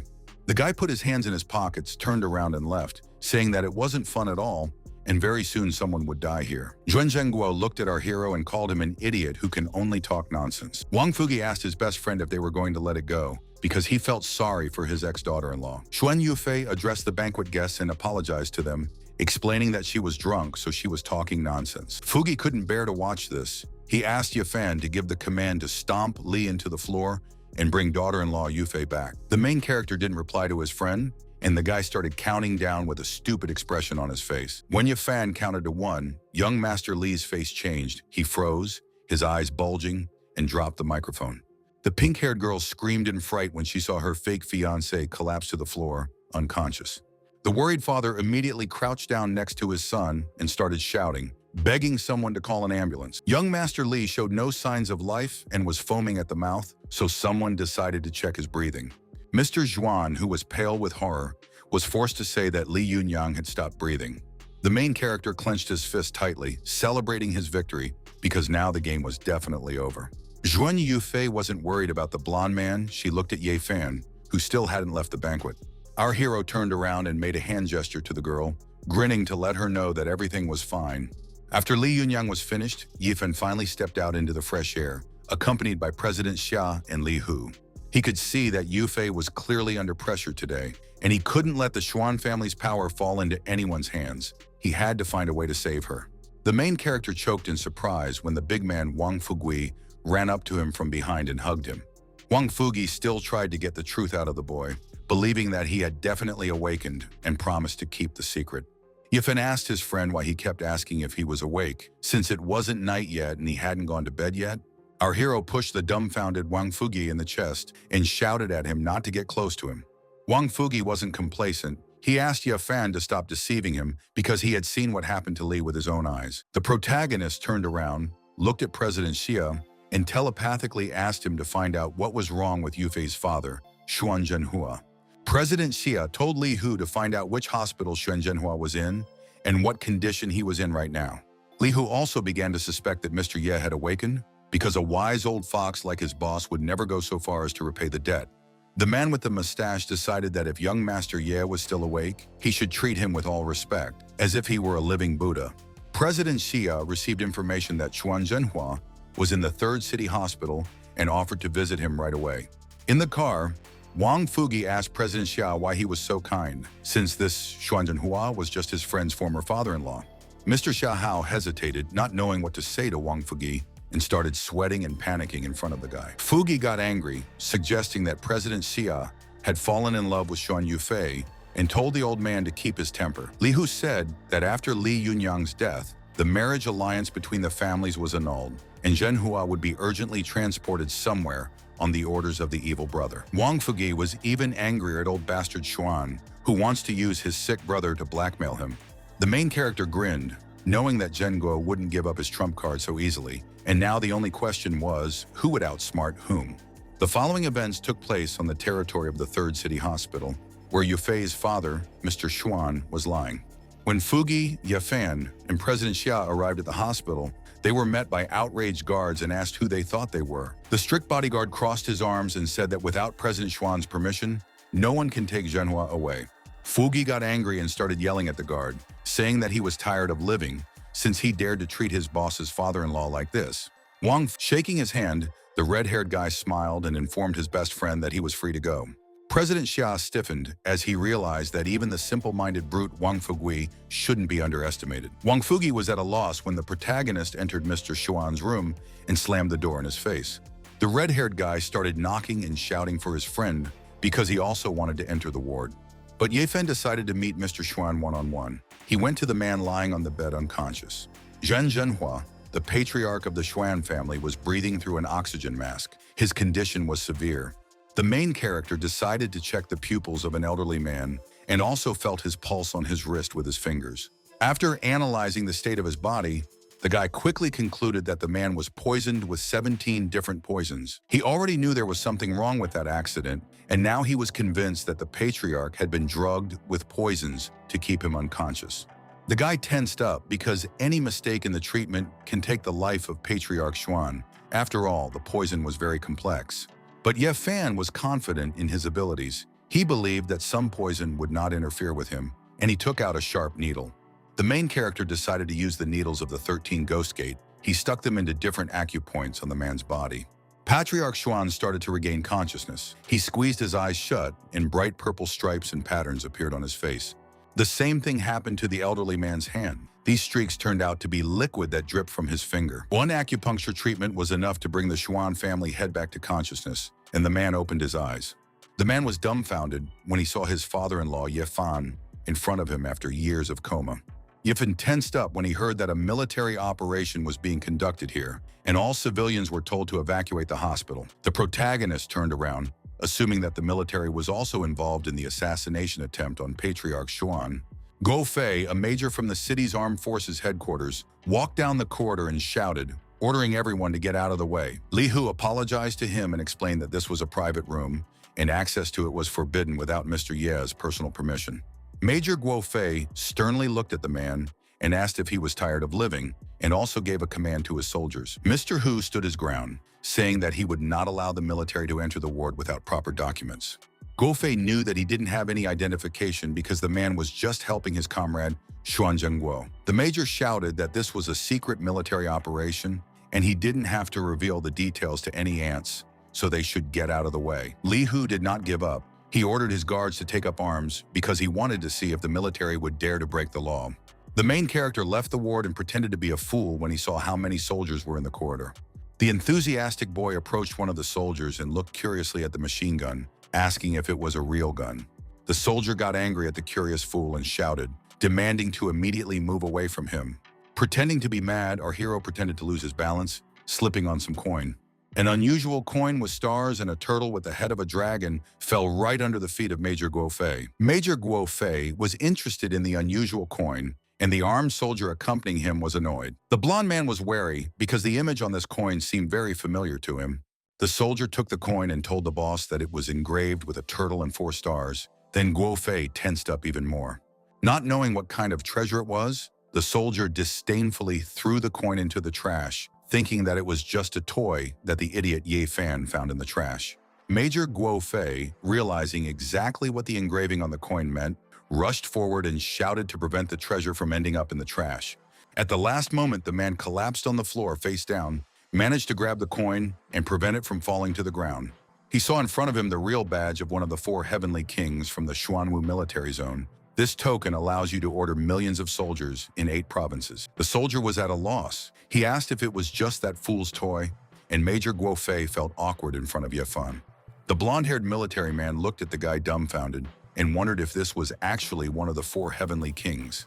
Realizing who was standing in front of him, Major Guo Fei shouted, ordering his subordinates to immediately fall to their knees. The military personnel listened to the commander, but they didn't understand why they needed to kneel before Ye Fan. Guo Fei also knelt before our hero and greeted the heavenly king as his subordinate. The rest of the soldiers realized that the heavenly king was standing in front of them, and they also began to ask for his forgiveness. Ye Fan asked why they were kneeling and asked them to get up, otherwise they would catch a cold since the new year isn't coming soon. Holding the badge with trembling hands, the major replied that he did not dare to stand up because he could not recognize his majesty and thoughtlessly insulted him. The main character took the shiny thing from the major, was happy about it, and thanked him for returning it to him. Ye Fan approached and personally told the commander not to tell anyone about the coin, otherwise others would come to steal his gold. Major Guo Fei was at a loss as to whether Ye Fan was pretending to be a fool or really mad. The fair-haired military man looked at the heavenly king and noticed a piercing, intimidating look on him. This allowed him to conclude that the main character is not mad at all, he understands everything, and just pretends. The soldier stood up, bowed his head to the guy and informed him that they were leaving, and would continue to follow Ye Fan's orders. The main character waved goodbye to the military and said bye to the soldiers, continuing to pretend to be a fool. Finally, Major Guo Fei came up to our hero and quietly warned him to watch out for Xuan Zhengguo. Wang Fugi asked his friend if it was really the sign of the heavenly king, which bestows absolute power in Great Xia.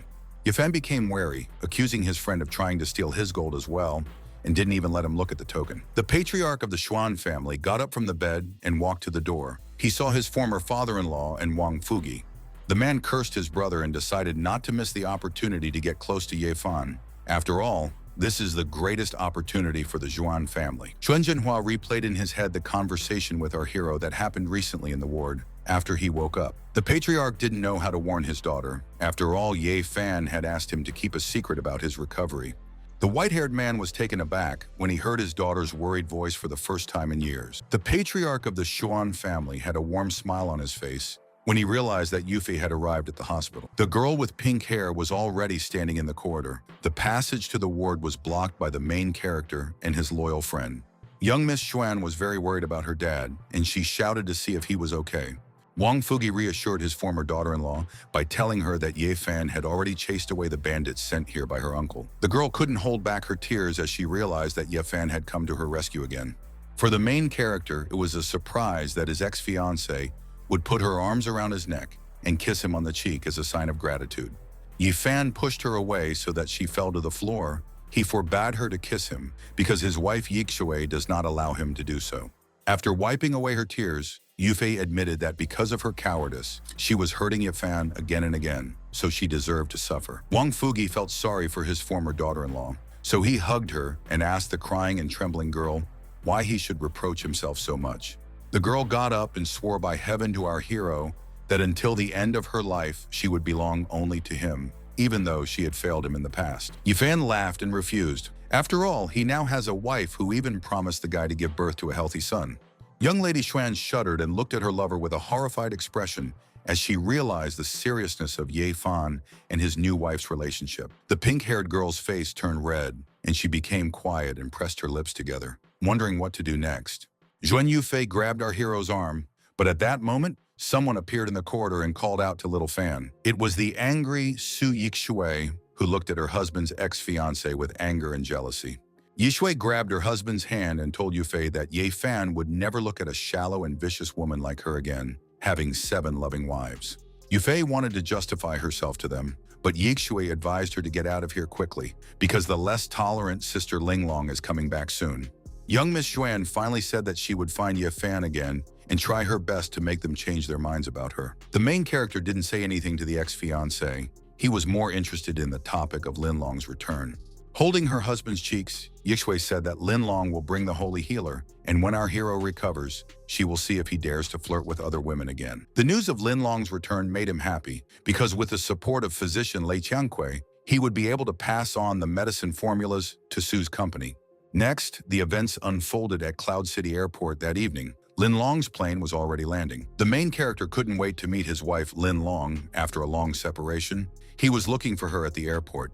President Xia told the others to be on their guard. Because a lot of enemies do not want Mr. Ye to recover, they can take advantage of the situation and attack the healer or the guy. Wang Fugi asked who would dare to attack a saint healer that he considered a national treasure. Li Hu replied that his subordinates had already discovered about 30 strangers in the vicinity, including several martial artists.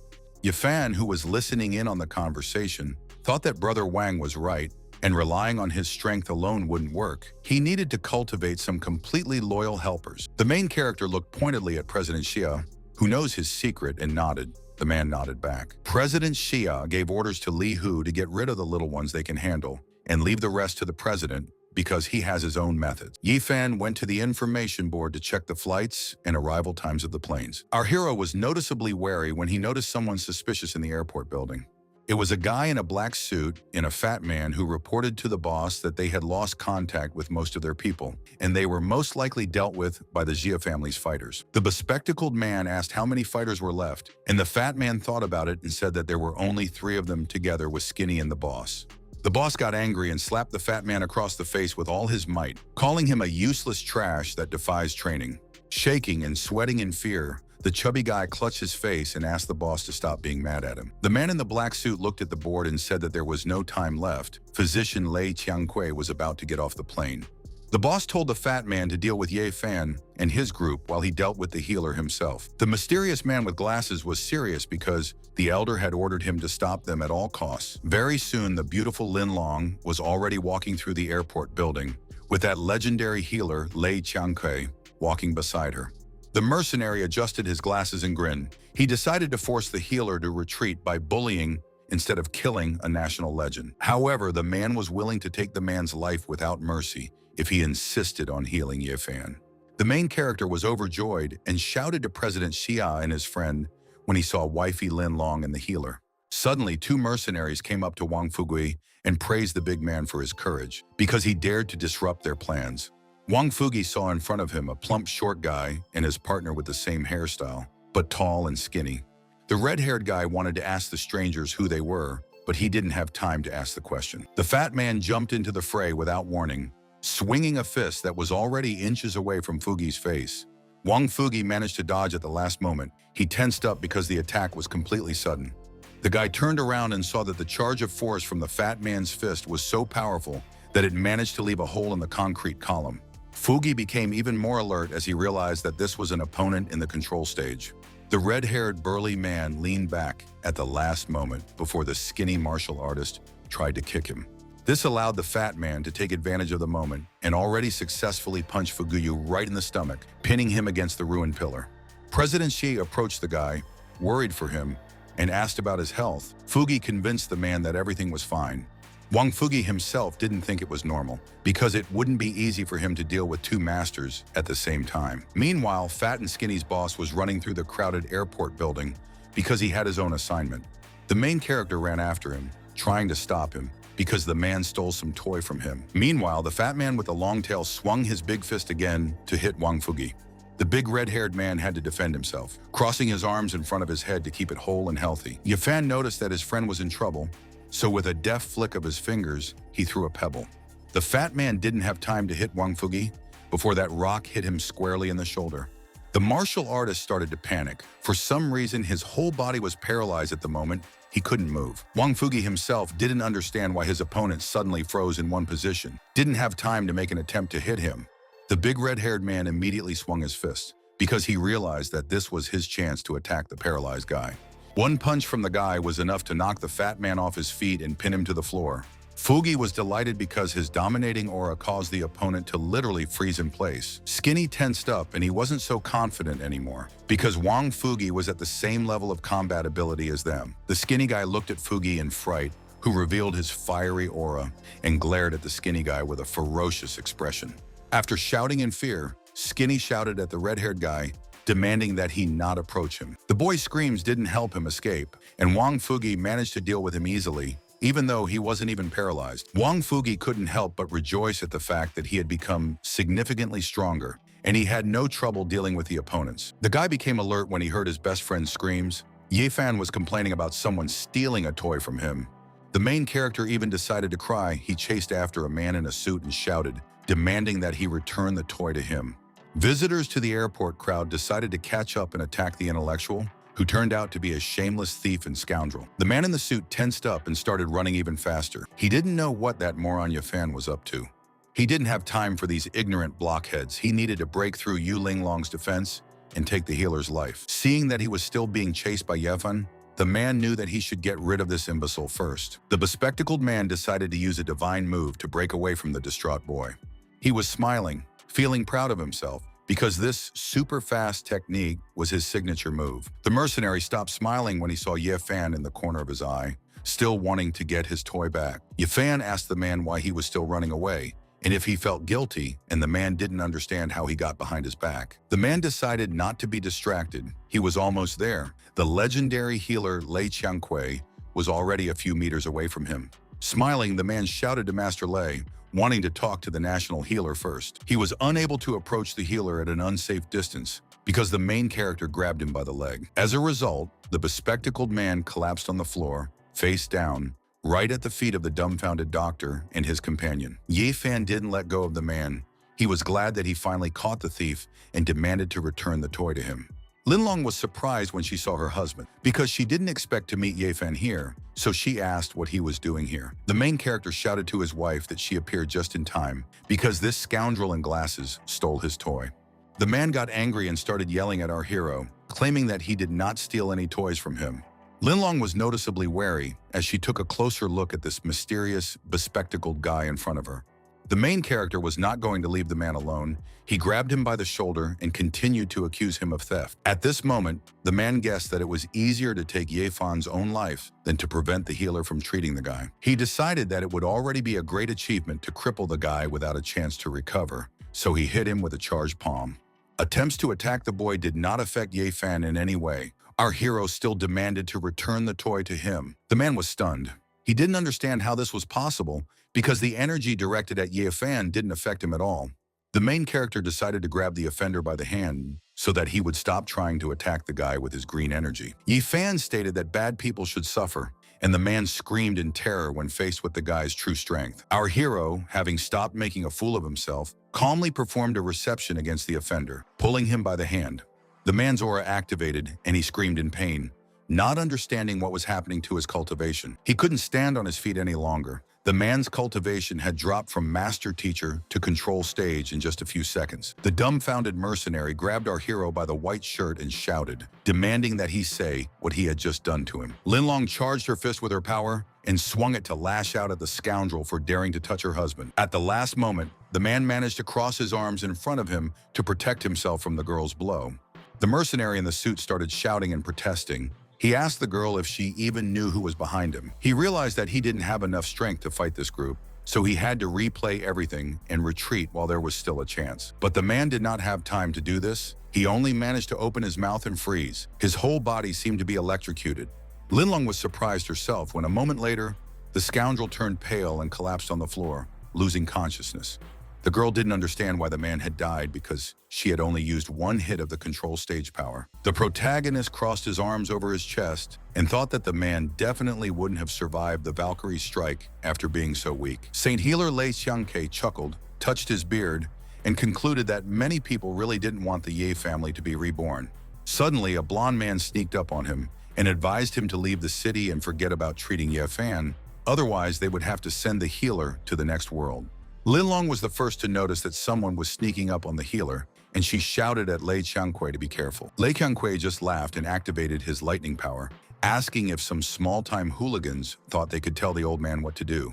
The holy healer, intending to attack the blonde man with his electric-charged palm, said that he was probably one of the people who attacked the Ye family. The blonde man responded by grabbing a weapon that was emitting a bright purple light and saying that the old blockhead had asked for it. Lei Qiangque dodged and looked warily at the opponent's weapon because its color indicated the presence of poison. The mercenary shouted that it was too late if the old man was trying to dodge and threw dozens of poisoned needles at him. Saint Healer Lei Qiangque turned pale in fear and froze as he realized that he was finished because there were so many needles. Linlong was afraid for the healer and rushed forward to save him because he was the only hope for Ye Fan's recovery. The blonde man with long hair grimaced as Ye Fan crept up on him and pushed him in the back, complaining that he was pushing himself. The main character managed to make the mercenary a target for his own poison needles, and the healer was safe. The man turned pale in fear and screamed as he saw his own weapon about to kill its master. In the end, the poisoned magic needles hit the blonde. He only had time to think that it was a long-lost technique, the heavenly circle of stars. The holy healer was shocked to see the mercenary in the Hawaiian shirt collapse to the floor, only managing to say that it was impossible. Lei Qiangque realized that this guy was obviously their trump card against him, and he didn't understand how he could just die like this. The main character began to laugh at the mercenary and told him to get up to play more. He was offended that he had already played enough. Lei Qiangque's healer began to suspect that Ye Fan was actually faking it, and he looked at the boy warily. Our hero stopped laughing and making fun of the dead mercenary when Linlong grabbed the guy by the ear and pulled. The guy screamed in pain when the girl reproached him for the fact that he probably recovered and continues to fool her. The young man decided to hug his wife tightly so that she would stop talking and accused her of hurting him. He looked at her resentfully and confessed that he thought she had come to sleep with them and that she was pinching herself. Linlong blushed, turned away and told Ye Fan to stop talking nonsense. The surrounding people were also confused. The girl introduced her husband to the holy healer and asked the old man to cure the guy. Physician Lei Qiangque suggested that they first find a quiet and private place so that he could examine the patient. When it was already dark outside, our hero found himself in a large mansion in a traditional style where he met with the doctor. The young man sat on the chair opposite and was silent, looking at the healer in disbelief, while Lei Qiangque asked the master to give him his hand. Smiling, the old man asked the boy to be a good boy, and in return, he would then buy him sweets. When the holy healer himself tried to take the guy's hand, the guy roughly grabbed his wrist, not allowing him to touch himself. Ye Fan guessed that the old man hadn't had much rest lately and had been drinking around midnight yesterday because his pulse was racing. Healer Lei Qiangque was shocked. He shouted out asking how he knew this, and immediately realized that Ye Fan was completely out of his mind. The main character confirmed his guesses and said that he had recently regained his mind, but he could not yet announce this to everyone. Lei realized that it was true that Ye Fan had saved the old man at the airport back then, using the heavenly star circulation technique that many people dream of possessing. Our hero crossed his arms over his chest and replied that everything is correct. and he needs the help of an elderly man in 2 cases. The healer didn't understand why a guy who was incredibly gifted in martial arts and even surpassed him in medicine needed his help. Yifan replied that he could deal with enemies, but attacking at the same time could harm his loved ones, and the image of a weakling puts him in a difficult position. The holy healer promised the main character to help him in any way he could, as he is an old friend of his grandfather. Our hero was delighted and said that he would like the doctor to give Sue another formula of the drug to replace the stolen one. The old man replied that he didn't know such formulas, but it wasn't a problem because Yifan knew a lot of them. Yifan said that this cream was created according to the lost formula recorded in the canon of the divine pharmacist, and the main thing is to maintain the right temperature. The dumbfounded healer looked at the formula. All the ingredients were ordinary, but he had never even heard of such a method of combining them. He shouted that it was amazing. The old man had been practicing medicine all his life, and the sight of this long-lost formula gave meaning to his life. Lei Qiangque bowed to Yifan and promised that he would follow exactly any order, no matter how dangerous it was. Yifan asked him not to be so polite and told him about the second request, which was to treat his grandfather. The main character was displeased after hearing from the holy healer that he was unlikely to be able to fulfill the second request. According to the healer, he tried to cure his grandfather for many years, but since his youth he had a hidden illness, and a recent stroke deprived him of the remaining vital forces, so there is no way to help him now. Yifan still thanked the old man because he had done his best to treat his grandfather, and he now needed methods that surpassed modern medicine. The stunned healer asked if the guy knew any other ancient formula that could help in the case of his grandfather. Our hero took out the needles and asked the healer to look carefully, because he will teach him the acupuncture technique, which will extend the life of his grandfather for at least another 20 years. Saint Healer Lei Qiangque opened his mouth in surprise when he saw what kind of technique the young man was proficient in. Yifan explained that the first needle is called Ganyan tears, and you need to insert it 3/10 of an inch into the Shanzhong acupuncture point and then gently rotate it to stimulate blood flow. Surrounded by a fiery aura, the main character began to deftly swing his arms, showing how masterfully he wielded needles. He said that the second needle is called the Great Compassion of the Soul. It needs to be inserted into the Fengqi point and then struck with internal energy. The holy healer was shocked to realize that it was the Ghost Valley 13 needles, a long-lost technique from the divine pharmacist canon. Holding an acupuncture needle in his hand, the protagonist smiled and praised Master Lei Qiangque for his sharp eye. The healer grabbed the boy's shoulders and shouted that this technique was capable of taking the life of a patient from the Prince of Hell himself. He didn't understand how Yifan knew all this. The old man remembered that 5 years ago, a young genius who could almost raise the dead had appeared in the southwest region.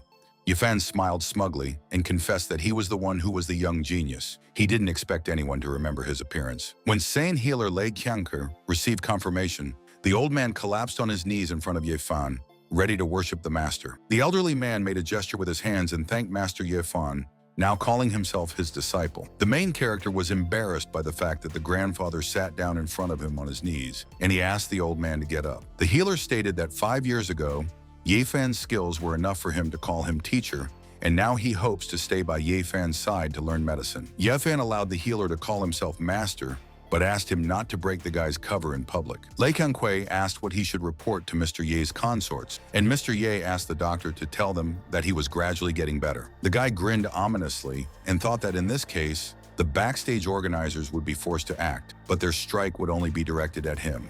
Next, the events unfolded in Elder Jean's residence, the man shouting at his subordinates, calling them a bunch of useless idiots.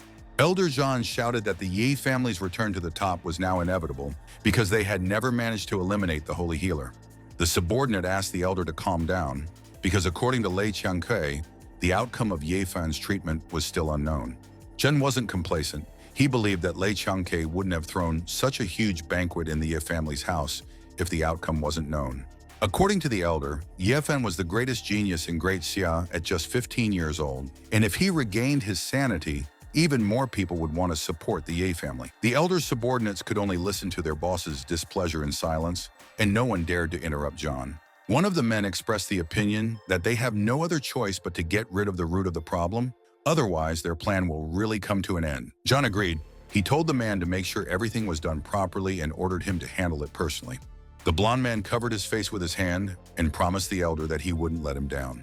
Meanwhile, the protagonist hugged his wife and told Yixue not to worry, and promised that Yifan would soon be smart. The The girl asked Ye Fan to follow all the instructions of the holy healer, because this way he would recover faster. The couple's idyll was interrupted by their second wife, Lin Long, who came and asked the girl what had happened between them. Yixui blushed and asked her friend not to ask about it, and Ling Long didn't understand why she was so shy.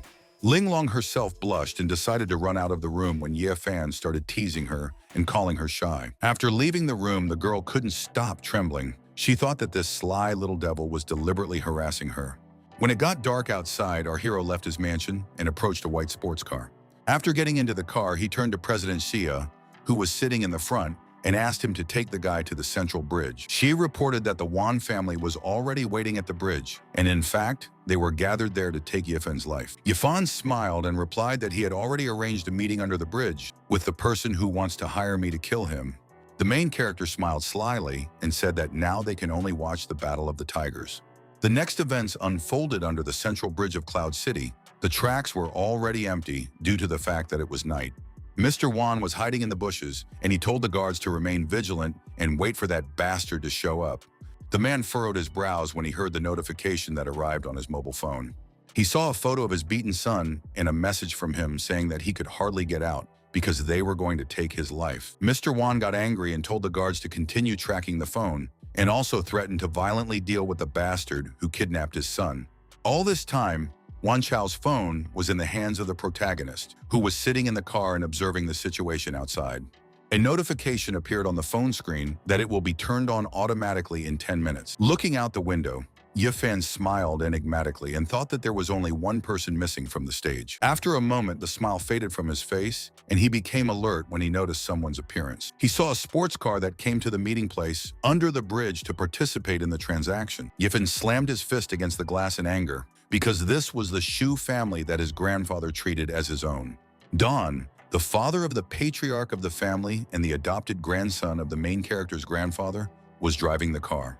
The guy was in shock when Ye Fan suddenly jumped out right in front of the car and shouted for him to stop. Zhu Dong was forced to brake in an emergency, and Ye Fan spread his arms out to the sides, not afraid of being hit.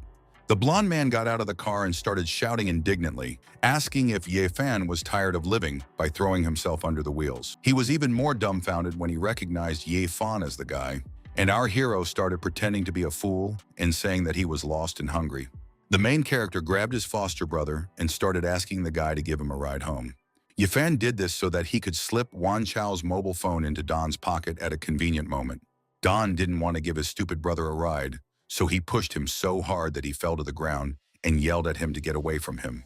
With a sinister smile, Dong told Yifan to sit and wait for someone here, hoping that someone would save him from starving to death. Don left, and our hero said that this guy is no longer his brother, because he missed his only chance. Without remorse, Shudong left, leaving his brother alone and in danger at night under the bridge. The blonde man didn't even know that Wan Chao's phone was still in his pocket, and it was about to turn on.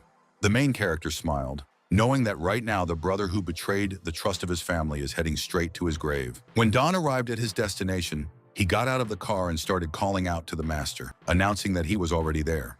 Mr. Wan didn't understand what a foster relative of the Ye family was doing here so late. The partner assumed that the guy was secretly dating someone. The patriarch of the Wan family said to keep checking the phone, because today the man is determined to take the life of the bastard who killed his son by all means. The guards were both checking the phone's location at the same time, but the caller was still temporarily unavailable or out of range. The veins on Mr. Wan's face were swollen with anger because everything was not going according to his plan and the phone could not be traced. But soon the security guard made the boss happy with the news that the phone was finally turned on, and there were beeps.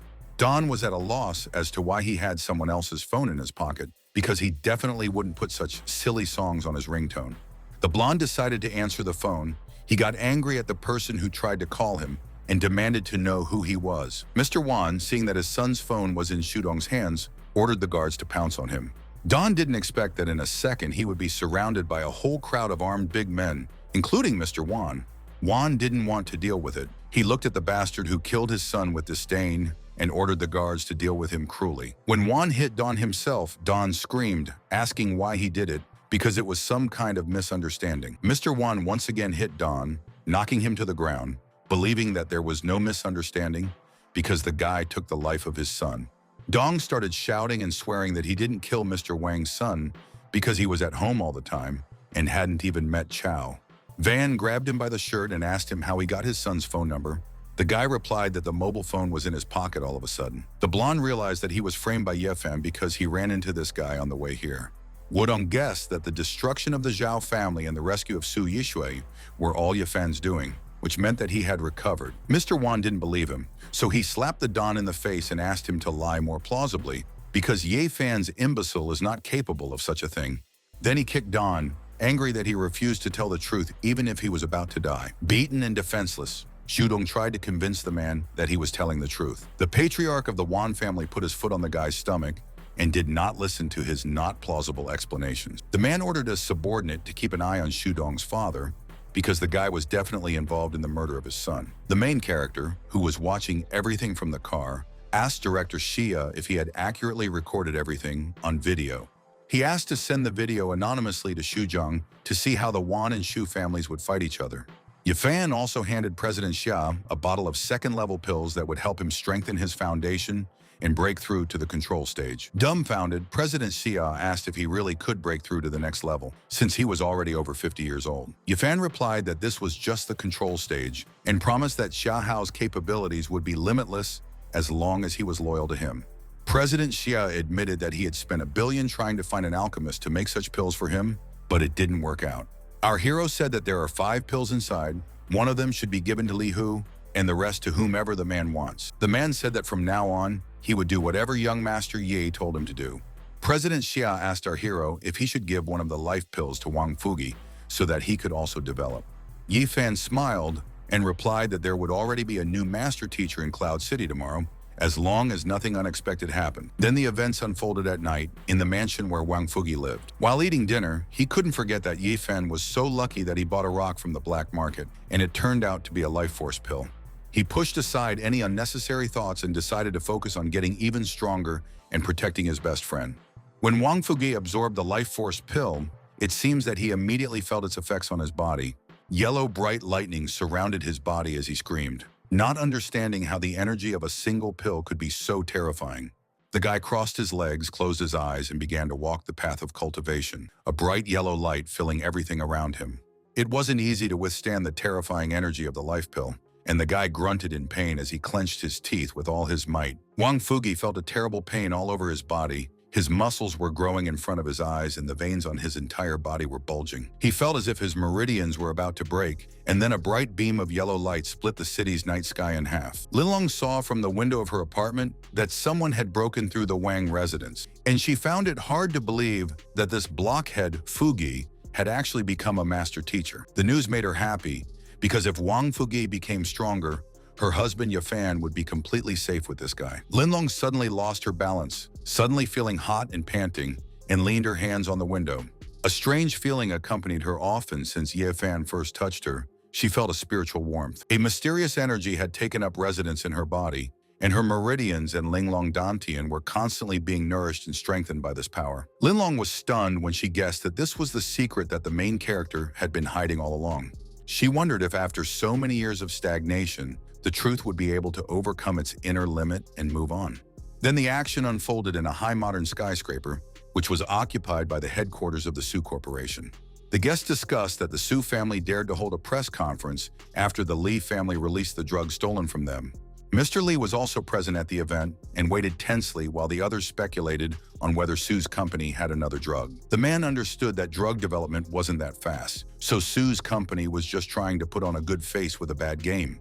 He reassured Patriarch Liu by saying that they would definitely set a great example for everyone else this time, and no one dared to support the Ye family anymore. Luran replied that Mr. Li had done an excellent job, and he would make sure that the man received a decent reward. Mr. Li stiffened as the guests shouted, drawing the others. Attention to some people in the VIP section. Xia Hao of the Sha Corporation arrived at the event, followed by the city's Governor General, Song Jiang. It was bad for Mr. Li. He didn't understand how the Su family had the clout to invite people like the Governor General here. Su Yixui came on stage and greeted all the guests, as well as thanking them for coming here to support her. Mr. Li stiffened when the girl announced that the company was going to release a new medicine, but the Li company released its own remedy, similar to their formula. The guests began to discuss that the girl had practically accused the Li family of theft, and some agreed that the formula was stolen. The dead guy's father was forced to sit and listen to gossip about how Lee Yunyang suddenly died on the spot yesterday. The man couldn't stand it, got up and shouted that his company was the first to release the drug and asked if they really want to accuse them of something. Mr. Lee warned that he would accuse Sue's company of corporate espionage if they released the same product today. He laughed and shouted that, of course, they were willing to share some of the revenue from the new drug with Sue's company if it was absorbed by them. Yixiu stated that this is not necessary because Sue's company is really engaged in pharmaceuticals, and they have many developments, including a new snow glow cream. The girl said that the new cream improves the complexion, eliminates skin imperfections, and quickly heals wounds without leaving scars. The assembled ladies were stunned to hear about such a stunning cream. Some found it difficult to believe in its miraculous properties. Lee started to explain to Zhang that this couldn't be happening, and Yixiu was probably just bluffing, and there was no new drug. The man asked Yixiu if her company had tested this ancient formula, and many guests supported him and started accusing her of cheating.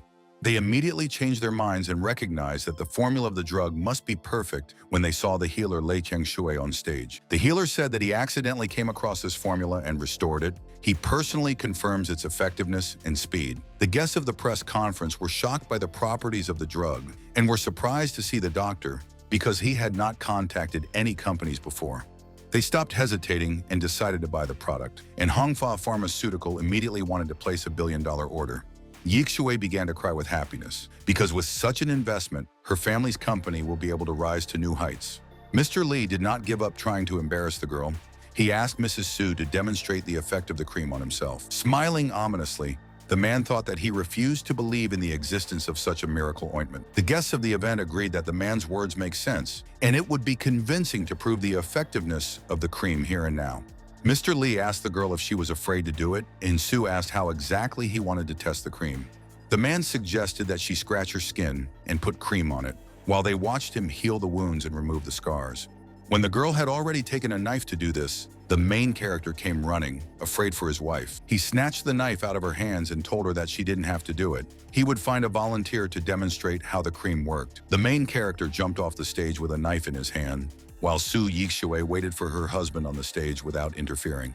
When Yifan noticed Old Man Lee, he suggested that they try out the cream on him because he was the loudest person who talked about the test. Mr. Lee didn't even have time to say anything before Yifan swung the knife and scratched his hand. The man screamed, complaining about the pain of the cut, and started insulting Yifan like an idiot for this cruel act. The bewildered boy explained that he was just helping the man test the effectiveness of the cream, which he doubted. The guests were dumbfounded by the madness of the handsome Yifan, and the videographer was happy to film the cream test on Li Zheng. Yifan grabbed the man's arm and dragged him onto the stage to show everyone how the cream released by his wifey's company worked. Su Yixiu smiled because Mr. Lee came to the event to embarrass the company, and now he got what he deserved. Physician Lei Qiangshui showed everyone the cut on Li's arm and announced to the public that he was going to apply cream on it now. Su Yixiu's father was also present in the hall and was watching closely, and his brother asked him if this cream really worked. The man replied that he absolutely believed in his daughter and the strength of the Su family, and he mentally prayed to the gods that everything would work out because the future of the family was at stake. Mr. Lee was skeptical about the effectiveness of the cream. He was sure that all this is a fairy tale, and the ointment cannot heal such a deep wound. Saint healer Lei Qiangshui silently applied a green-colored cream to the man's cut. The ointment began to emit a bright light.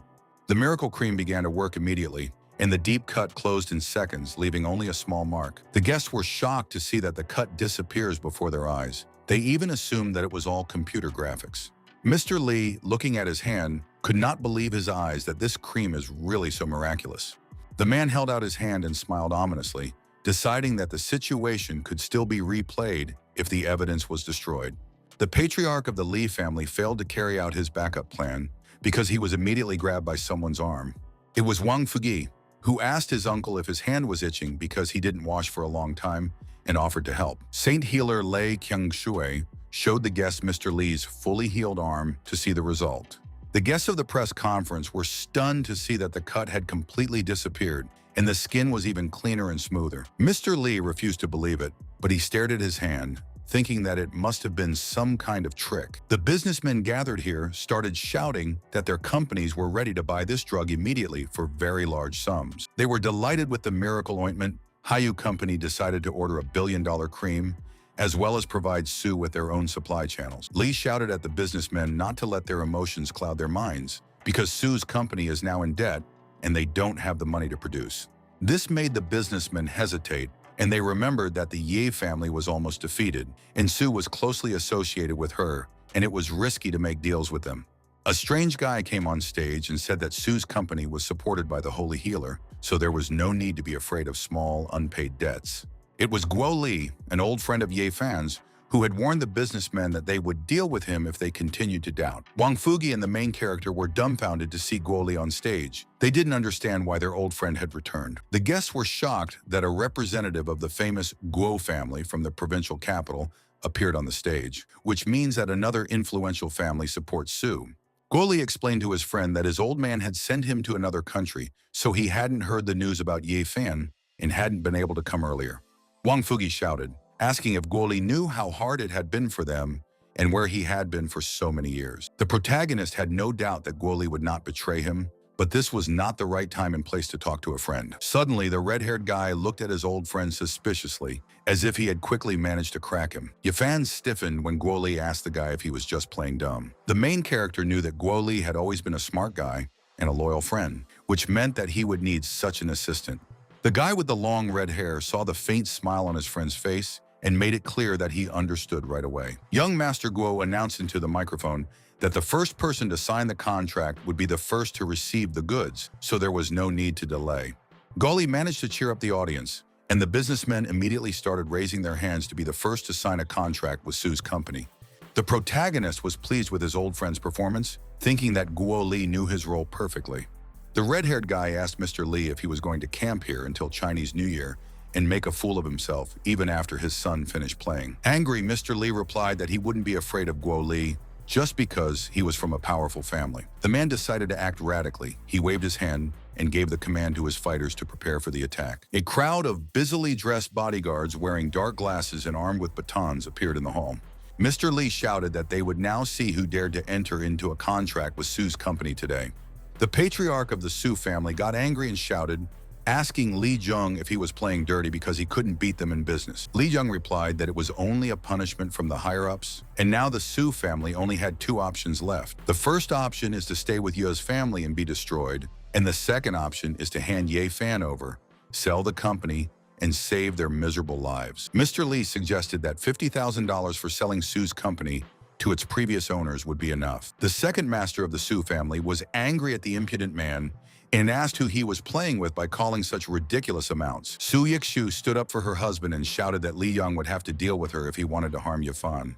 Mr. Li Young swung his hand to hit the girl because he didn't like her acting like a princess. The man did not even have time to touch the woman because he received an impressive blow to the face from someone. It was the main character who came to the defense of his wife and hit Mr. Li with a chair, asking the old man if he really wanted to hit his wife. Li Young clutched his face and groaned in pain, not expecting to get hit by Ye Fan, who had lost his mind. Gritting his teeth and twisting his face in anger, Mr. Li looked at the main character and called him a bastard. The man's security chief asked the rest of the bodyguards why they were frozen and ordered them to advance on the opponents. The boss ordered the soldiers to take the lives of absolutely all the members of the Su family without exception, and the guards surrounded Ye Fan and his wife.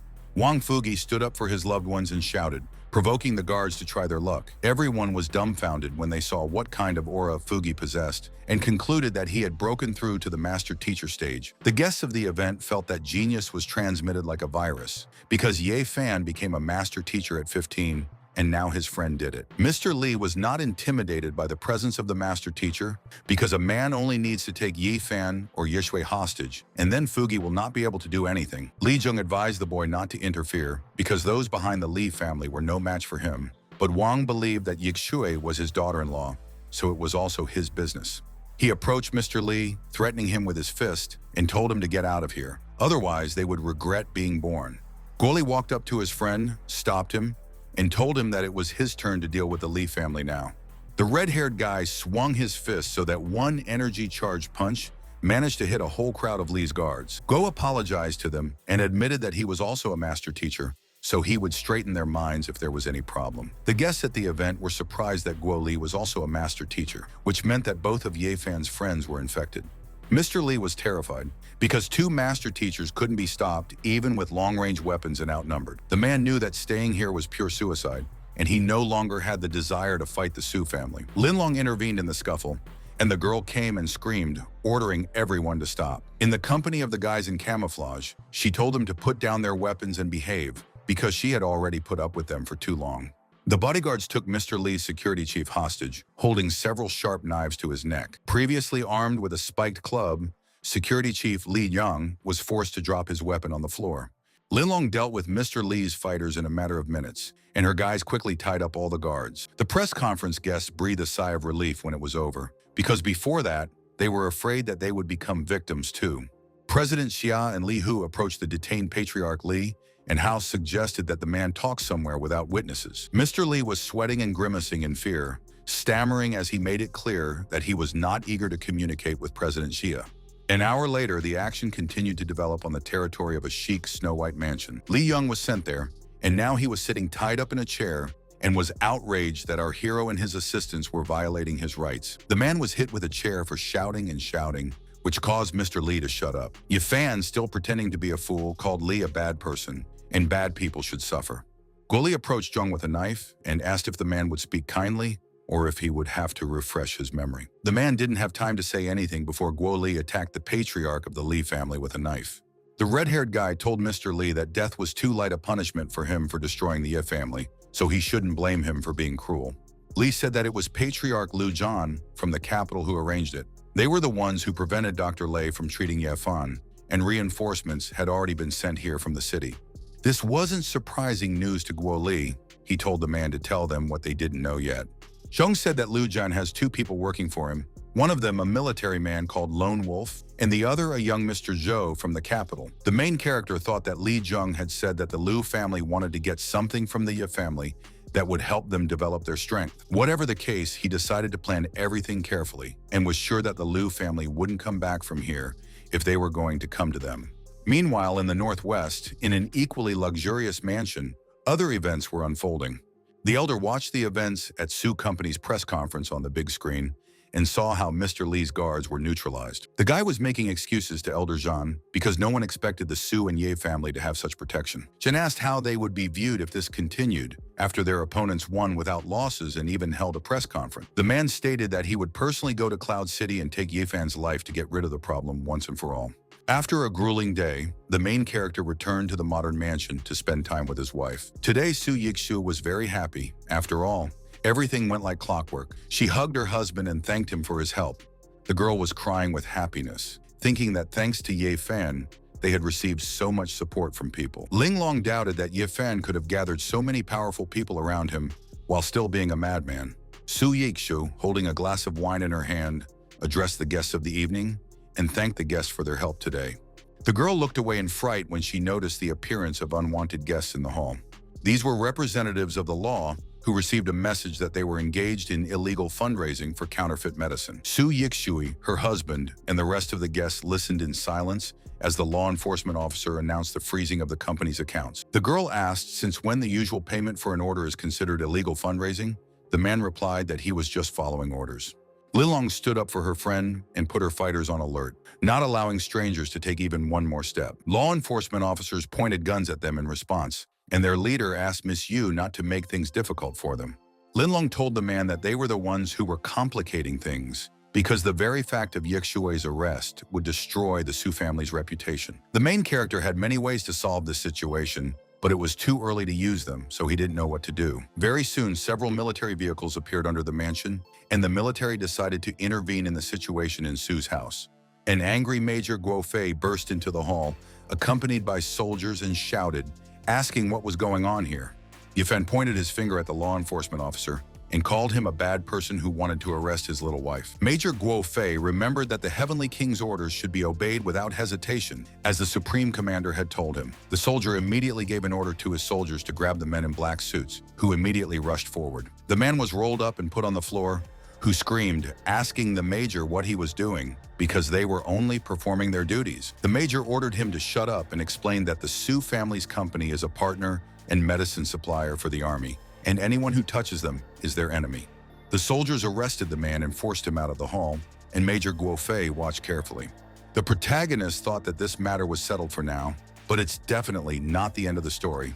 Yifan frowned, a thought creeping into his mind that it was time to do something important. The guy, having gone to the toilet, called someone and said a secret code about a light breeze, swaying duckweed, and a long night that stretches through eternity. The man on the other end of the phone introduced himself to Ye Fan as his subordinate Pan Hai and greeted the new head of the Battalion. He said that he had been waiting for this for 20 years and asked if the Tianji Pavilion would finally open again, and Yefan made him happy. Yefan said that Cloud City has frozen Sue's accounts, and he wants them to be unfrozen in 10 minutes. Pan Hai told the boy not to worry and promised to do everything in his power to complete the task. When the man finished the call with the pavilion head, he went to the exit of the office to start running an errand. Peng Hai opened the sliding door that led to another work area to give orders to his subordinates. He told everyone to activate the SSS protocol and designated the target. It was the Su family from Yuncheng. All their problems should be solved within 10 minutes. The men in black suits immediately agreed to obey the chief's order. The following events unfolded during the day in a tall building in the middle of Cloud City, where the local bank was located. Qiang Tao, the president of Huaqi Bank, defended himself to the governor general, telling him about an influential gentleman from the provincial capital. Frightened, the man immediately agreed to unblock the accounts of the Su family because touching her is like attacking the army. Then he began to doubt whether to make such a rash move. The banker decided to first clarify the situation with Mr. Li. Jiang Tao wanted to call him, but at that moment he received the urgent news that the head of the Li family had been arrested for serious crimes. The man dropped his phone on the floor in shock and shouted that this was the end. It was over, both his life and his future. The old healer revealed that the unfreezing of the Su family's accounts might take some time, so he and his friends are willing to raise funds to help them overcome the crisis. This was no longer necessary because a subordinate immediately came running and reported that the accounts were unblocked, which turned out to be an operator error.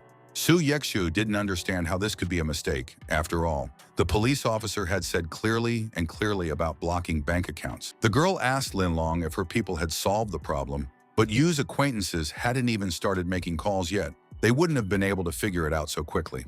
Young Miss Su was curious as to who was able to solve her problem so quickly if it wasn't the people she asked. President Xia immediately knew that this was Ye Fan's doing, considering how smoothly and quickly it went.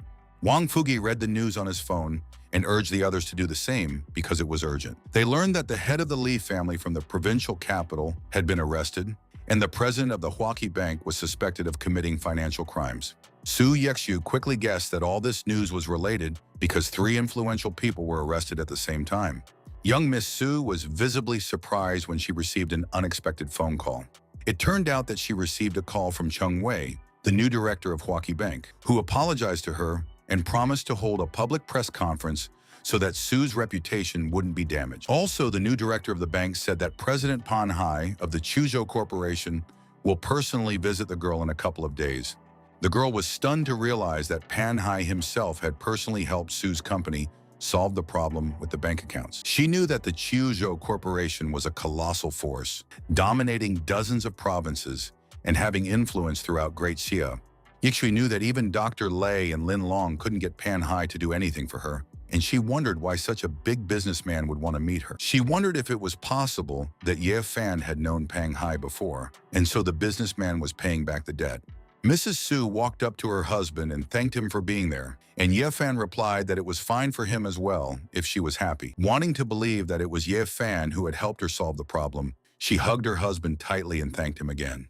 Then the action unfolded in a certain private residence, which was located in the northwest of the country. The big man in black gloves slammed his fist down on the table, lamenting that their people in Cloud City had been wiped out by the army. The captain of Elder Zhang's personal guard named Chu Fen was angry at his subordinates, considering them useless trash. The subordinate dropped to his knees in front of the boss, explaining that there was nothing they could do, and Mr. Li was arrested like everyone else connected to the case. Chu Fen was even angrier when he heard from a subordinate that it was that old bastard Pan Hai who dared to interfere in their affairs. The captain of Zhang's personal guard decided to personally go to Cloud City and take the lives of Ye Fan and everyone else around him. Elder Zhang tried to stop the guy because the guy has been working for him for many years, and it wouldn't be worth it to act so recklessly. He asked Chu Fen if he thought Pan Hai was weaker than him, and if he knew who was behind this powerful businessman. Chu Fen replied by asking if Pan Hai didn't know who they were related to, which angered the elder, and he told the boy to shut up. Zhang explained that it would take some time to deal with Peng Hai's support, and Chufin could go to Cloud City for the time being, but not get involved in a direct conflict. The captain of the personal guard looked down at the floor, listened to the boss, and said that he knew what to do in this situation. Elder Zhang told the leader of his guard to go to Cloud City and make sure that Peng Hai would soon lose his support. The following events took place in the banquet hall on the 8th floor of the luxury hotel, where people were drinking wine and chatting. A jubilant Mr. Su asked the guests to enjoy their food and drink as much as they wanted and not hold back, as his family owed today's success to all of them. Our hero and his friends were also present at the celebration, but Yi Fan was not in the mood for fun. He understood that it was impossible to relax because of enemies. He was distracted from his thoughts when the girl came over and asked him to hold her because those heels were killing her. Xuan Yufei was standing in front of him, blushing with embarrassment, and all the guests of the festival were mesmerized by her beauty. The main character didn't expect Xuan Yufei to show up today, and he didn't understand why she came to this celebration. The guests didn't understand what Ye Fan's ex-fiancé was doing here, and were angry at her, thinking that she was just jealous of the Su family's success. Our hero refused to help his ex-fiancé, explaining that otherwise his wives would be angry with him. Shun Yufi couldn't stand on her high white heels anymore. The clumsy girl slipped. The main character was dumbfounded when a girl with pink hair fell right on top of him, causing him to fall to the floor as well. Yufei looked at him, thinking about how to make him forgive her, despite the guy's reluctance to give her a second chance. The guy asked her to get up, but it was unsuccessful. The girl forcibly hugged him while he sat and panicked, blushing. The girl told Ye Fan that the martial artist would be arriving in the city soon. He was hunting the Su family, and Liu Qingyang had already arrived as well. Su Yixue, his wife, came to our hero's aid and screamed, asking Xuan Yufei what she was doing. Lady Su was angry with Yufei and asked if she was shamelessly clinging to the guy she had originally abandoned again. The girl with pink hair fell behind our hero and asked him to remember what she said and pass the information to his grandfather. Yifan was really grateful for the girl's warning, but he knew that being around him now would only cause her problems. Yichi forbade her husband from now on to talk to this bad woman. Our hero was not against it, because he already has 7 wives. Yi Hongfan's grandfather was dumbfounded to learn that Xu Jiang had blown up his villa and died along with the Wan family members. He was informed that Xu Jiang seemed to have realized that he couldn't defeat the Wan family and chose to avenge his son in this way. The guard reported to the old man that the Zhao, Wan, Shu, and Li families had been routed, all of them trying to harm young Master Ye. The old man touched his beard and said that Xiao Fan was full of secrets, and the guard wanted to assume that Yi Fan was cured. The grandfather did not want to reveal the secret and stop the subordinate, saying that he had already voiced enough information. Liu Qingyang, the eldest son of the Liu family, also came to the celebration and congratulated Lady Su, even though he came here uninvited. Mrs. Su clearly wasn't happy to see this guy. She asked Liu Qingyang what he was doing here. The protagonist deduced that Xuan Yufei was telling him the truth because Liu Qingyang actually showed up. Linlong had come to investigate. She knew that the Liu family and the Ye family had always been at odds, and she was curious about Qingyang's plans. Liu Qingyang was envious of Ye Fan, who immediately got 7 beauties after seeing how beautiful his wives Su Yixue and Yu Linglong were. The guy in the blue suit laughed. He said it was a pity that our hero lost his mind, and now he doesn't even know what to do with his wives at night. Qingyang came up close to our hero and offered his help, being sure that the girls would like it. I did this in order to check on Captain Chu's orders to see if Yifan was really mad, because no normal man would leave such words unanswered. The main character really didn't leave the guy's words unanswered. He grabbed a bowl of food from the tray and threw it in Liu Qingyang's face. The guy started screaming in pain and accusing our hero of being crazy because the food was hot. Yifan called the guy a shameless scoundrel and advised him to go home to his mommy because his wives only belonged to him. Liu Qingyang decided to make a more drastic test of whether Ye Fan was really a fool, so he swung his fist to hit the bastard. The main character decided not to get involved in the fight. He pretended to be mad and hid behind Linlong, shouting that he was scared. Yu Linglong glared at Liu Qingyang and warned that she wouldn't be responsible for herself if he dared to touch her husband. Guoli said that he and Wang Fugi were also here, so Qingyang would have to pass by them first if he wanted to touch Ye Fan. Young Master Lu was afraid, and he didn't understand how this fool could have so many powerful intercessors. The guy in the blue suit accused them of cruelty and asked if they could all protect their friend and husband forever. Liu Qingyang guessed that very soon Ye Fan's body would be found in the desert, and all of his 7 wives would be widows. Su Yishui held herself together as Liu chuckled, asking if the girls would then marry the remaining old geezer from the Ye family. Now, the main character was really offended because he couldn't forgive the guy for insulting his grandfather. Qingyang put his hand on the boy's shoulder and asked the fool if he knew what a terrible death his second brother had died in. Passing by, Liu told our hero in brutal detail what exactly he had done to his second brother. The main character paled in anger when Qingyang explained how his brother was on his knees and begged the guy not to touch Yefan. Yefan clenched his fist tightly, finally finding out that it was the Liu family who took his brother's life in the war zone. Yefan, who was angry, grabbed Liu Qingyang's arm and asked him if he understood what he was saying and if he really wanted to hit him. Liu Qingyang wanted to get the truth out, knowing that he would receive gratitude if he revealed the main character's secret. Yi Fan knew that he might not be able to make it in time, because everyone who was hiding behind the scenes would unleash all their forces on the Yo family if he exposed himself now. The main character thought of a way not to give himself away, but to take Liu Qingyang's life, because he had already done this with Li Yunyang. In order to take revenge on Qingyang for the death of his second brother, Yefan wanted to make the guy in the blue suit dream of death. Liu Qingyang turned blue and clutched at his throat as he shouted, asking our hero what he had just done to him. The main character played dumb and also grabbed himself by the throat, started laughing and asking Liu Yi what he did. Qingyang was shocked because just now pain shot through his bones, but in a moment it disappeared without a trace. He felt as if some kind of energy was merging with his meridians. He tried to convince himself that it was just his imagination. Young Master Liu grabbed Yefan by the neck and demanded that he stop pretending, and also warned that the guy would lose his life if even a single hair fell from his head. Yuling Long decided to step in and yelled at Liu Qingyang to stop talking nonsense and get out of here. The protagonist looked after him with disdain, remembering that the entire Liu family was now his enemies, not just Liu Qingyang. Outside, Wooly told Yefan that Grandpa Ye had just spoken to him and offered him and President Xia the positions of vice presidents of Ye Corporation. Wooly deduced that the old man already knew about his grandson's recovery. Yefan wasn't surprised. After all, his grandfather had always been shrewd. Suddenly, the conversation between two old friends was interrupted by some guy who came running and turned to our hero.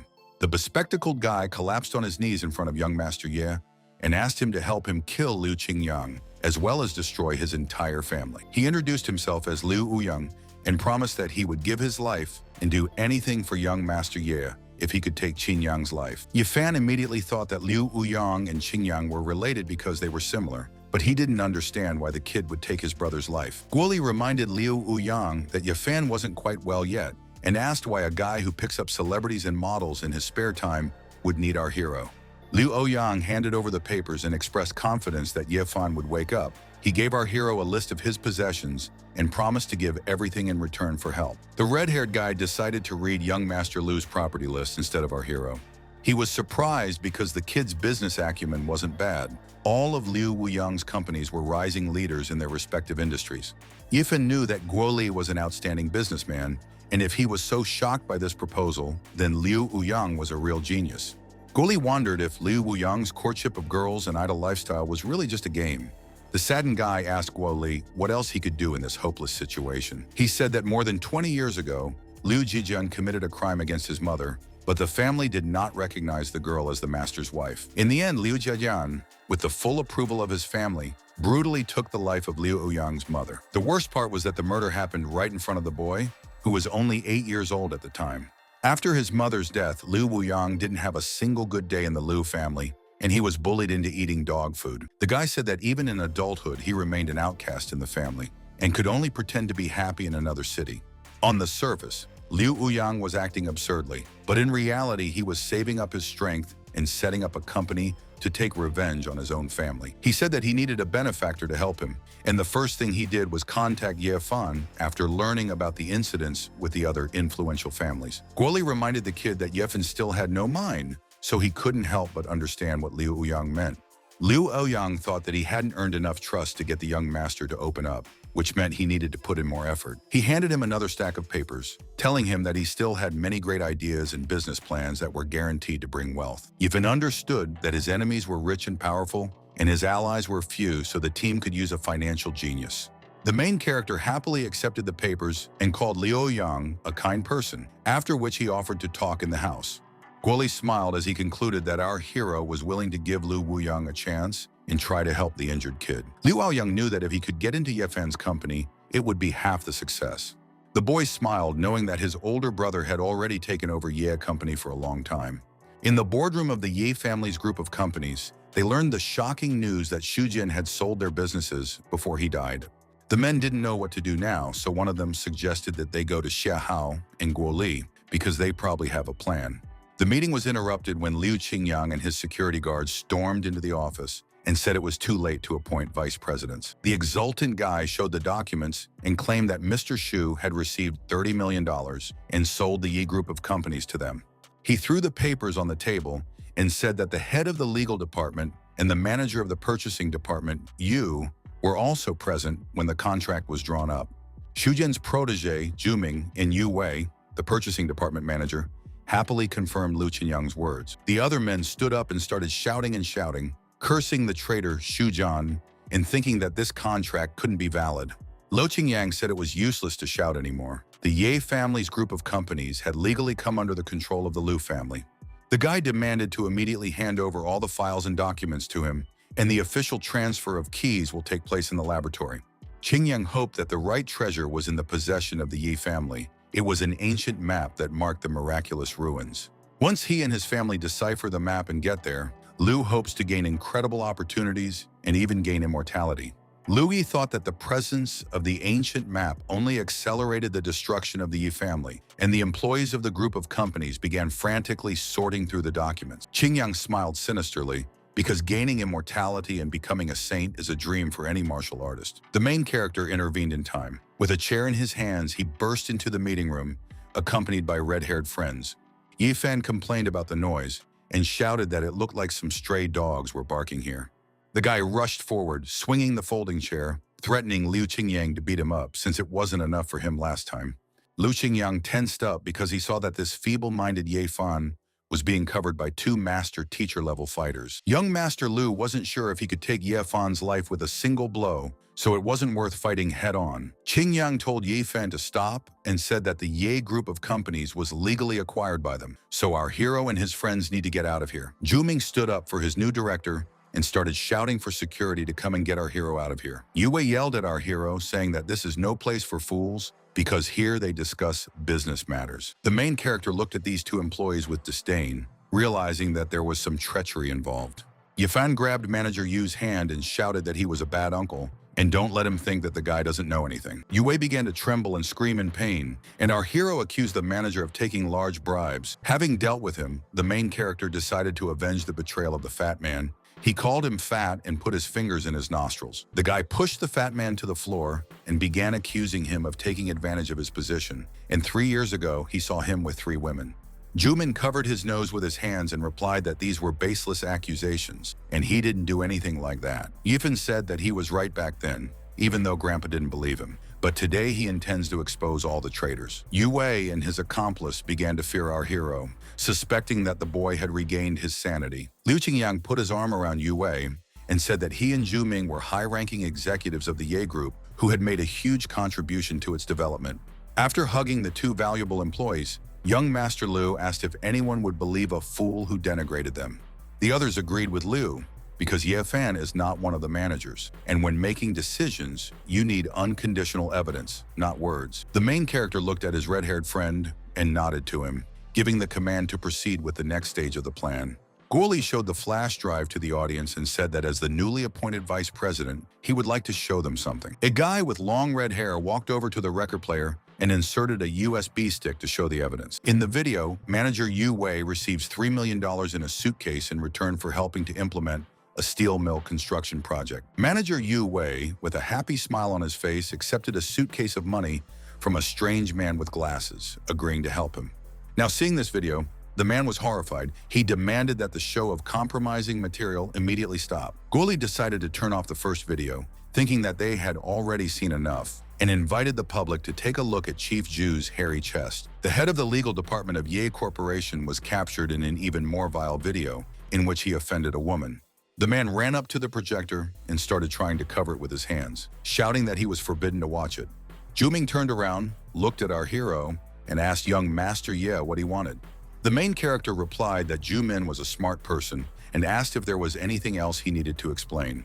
The head of the legal department bulged his dumbfounded eyes when he noticed Yifan's tone and manner of speech, which meant that he had come to his senses. The employees of the corporation were shocked that Ye Fan was coming back to his senses, and it was probably him who had collected evidence against Zhu Ming and Yu Wei. Zhu Ming admitted that he was a little confused, and then admitted that Xu Jian and Liu Qingyang didn't actually sign any contract. Yu Wei also decided to admit that Liu Qingyang's contract was fake, and there was no acquisition of the Ye Corporation. Liu Qingyang accused the men of being crazy because the contract is signed and stamped with Xu Jian's signature and fingerprint, as well as the official seal of the Ye family, and everything is notarized. Ye Fin mentally agreed with him. He knew that even if he could win over the witnesses to his side, it wouldn't do much, and the key issue remained unresolved. Liu Ouyang suddenly appeared and asked Qingyang if what he was holding was really just a photocopy of the contract. Liu Qingyang stiffened when asked what the point of a photocopy was, and if his contract was fake. When Liu Ouyang appeared from behind our hero,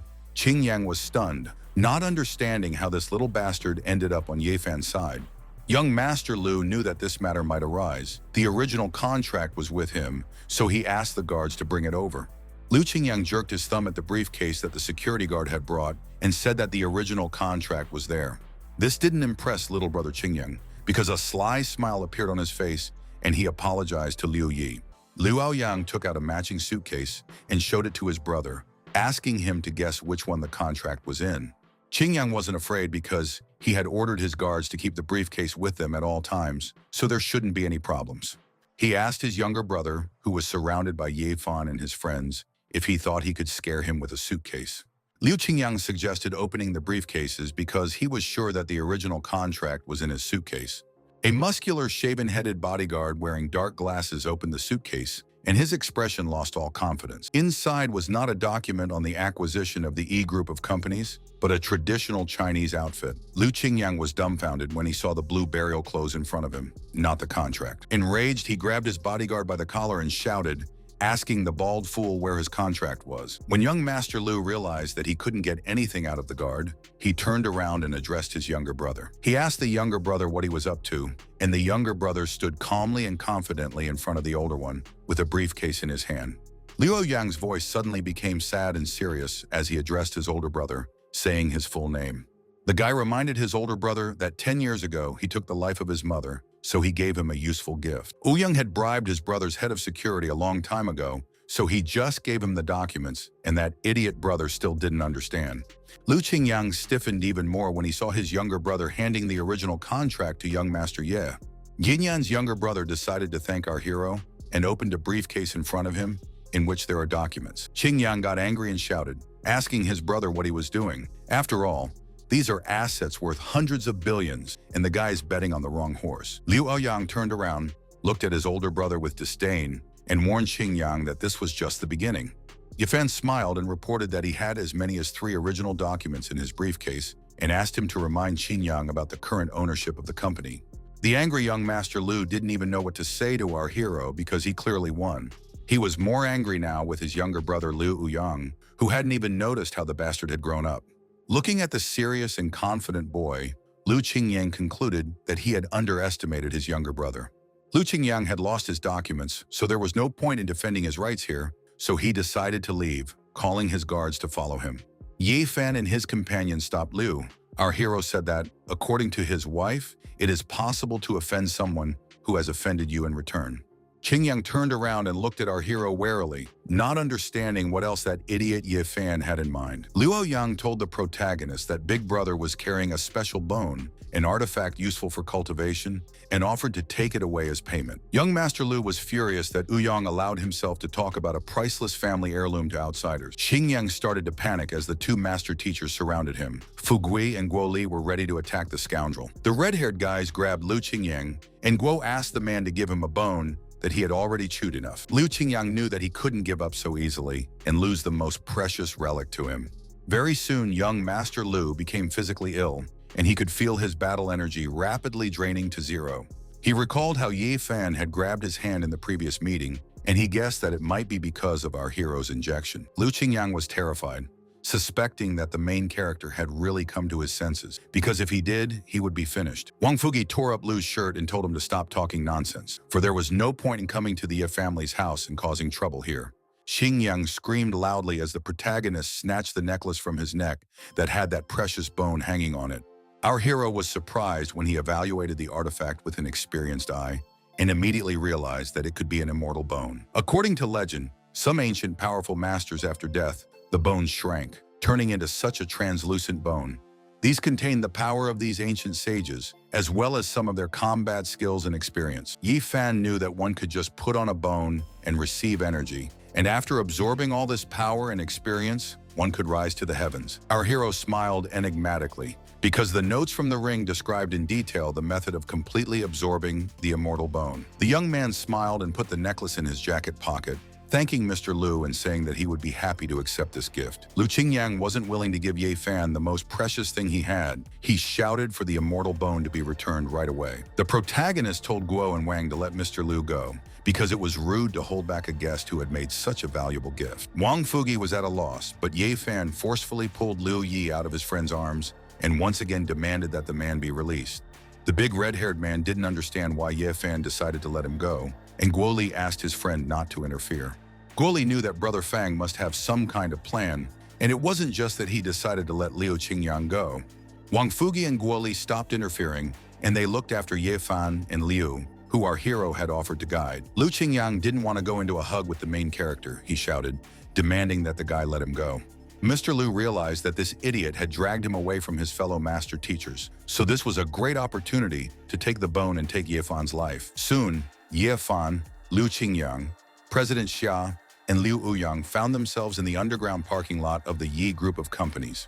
As long as the two master teachers were around, Liu Yi couldn't make a move, but now he thought that dealing with Ye Fan would be a piece of cake. The guy in the blue suit snapped his fingers to command his subordinates to approach him. Within seconds, the empty parking lot was filled with a crowd of black-suited bodyguards surrounding Ye Fan, Xia, and Uyang. Liu Qingyang apologized to Ye Fan for not being able to miss this opportunity, since our hero is currently only accompanied by ordinary people. President Xia reminded Liu that he had been kindly asked to leave in a nice way, and now it was his own fault for making things difficult. Xiao's words didn't make Li Qingyang tense up. He smiled and asked what this mentally retarded Ye Fan could do to him. The main character decided to show the scoundrel what he was capable of. He stamped his foot on the asphalt so that it was covered with cracks. Ye Fan shattered the asphalt beneath him with his own body, causing a powerful blast wave to spread throughout the parking lot. Ye Fan's destructive power knocked Liu Qingyang's bodyguards off their feet, and the shards of asphalt hit them. Liu Qingyang started to panic. All of his guards were down, and he didn't understand how this could have happened. The guy started to accuse Ye Fan of only pretending to be stupid, and our hero replied that it was too late to realize it. Displaying his powerful flame aura, Ye Fan looked at Liu Yi with disdain and told him to kneel down. Without any control over his body, Liu Yi collapsed to his knees and wondered if the main character had reached the Venerable Warrior stage. Ye Fan stated that if young Master Liu answered a few questions, it might make things easier for him. Liu Qingyang didn't want to cooperate, so he started to take out his phone from his pocket to inform Captain Chu Feng. The guy didn't manage to call the captain, because Ye Fan sent a flame beam at the mobile phone, which broke the device completely.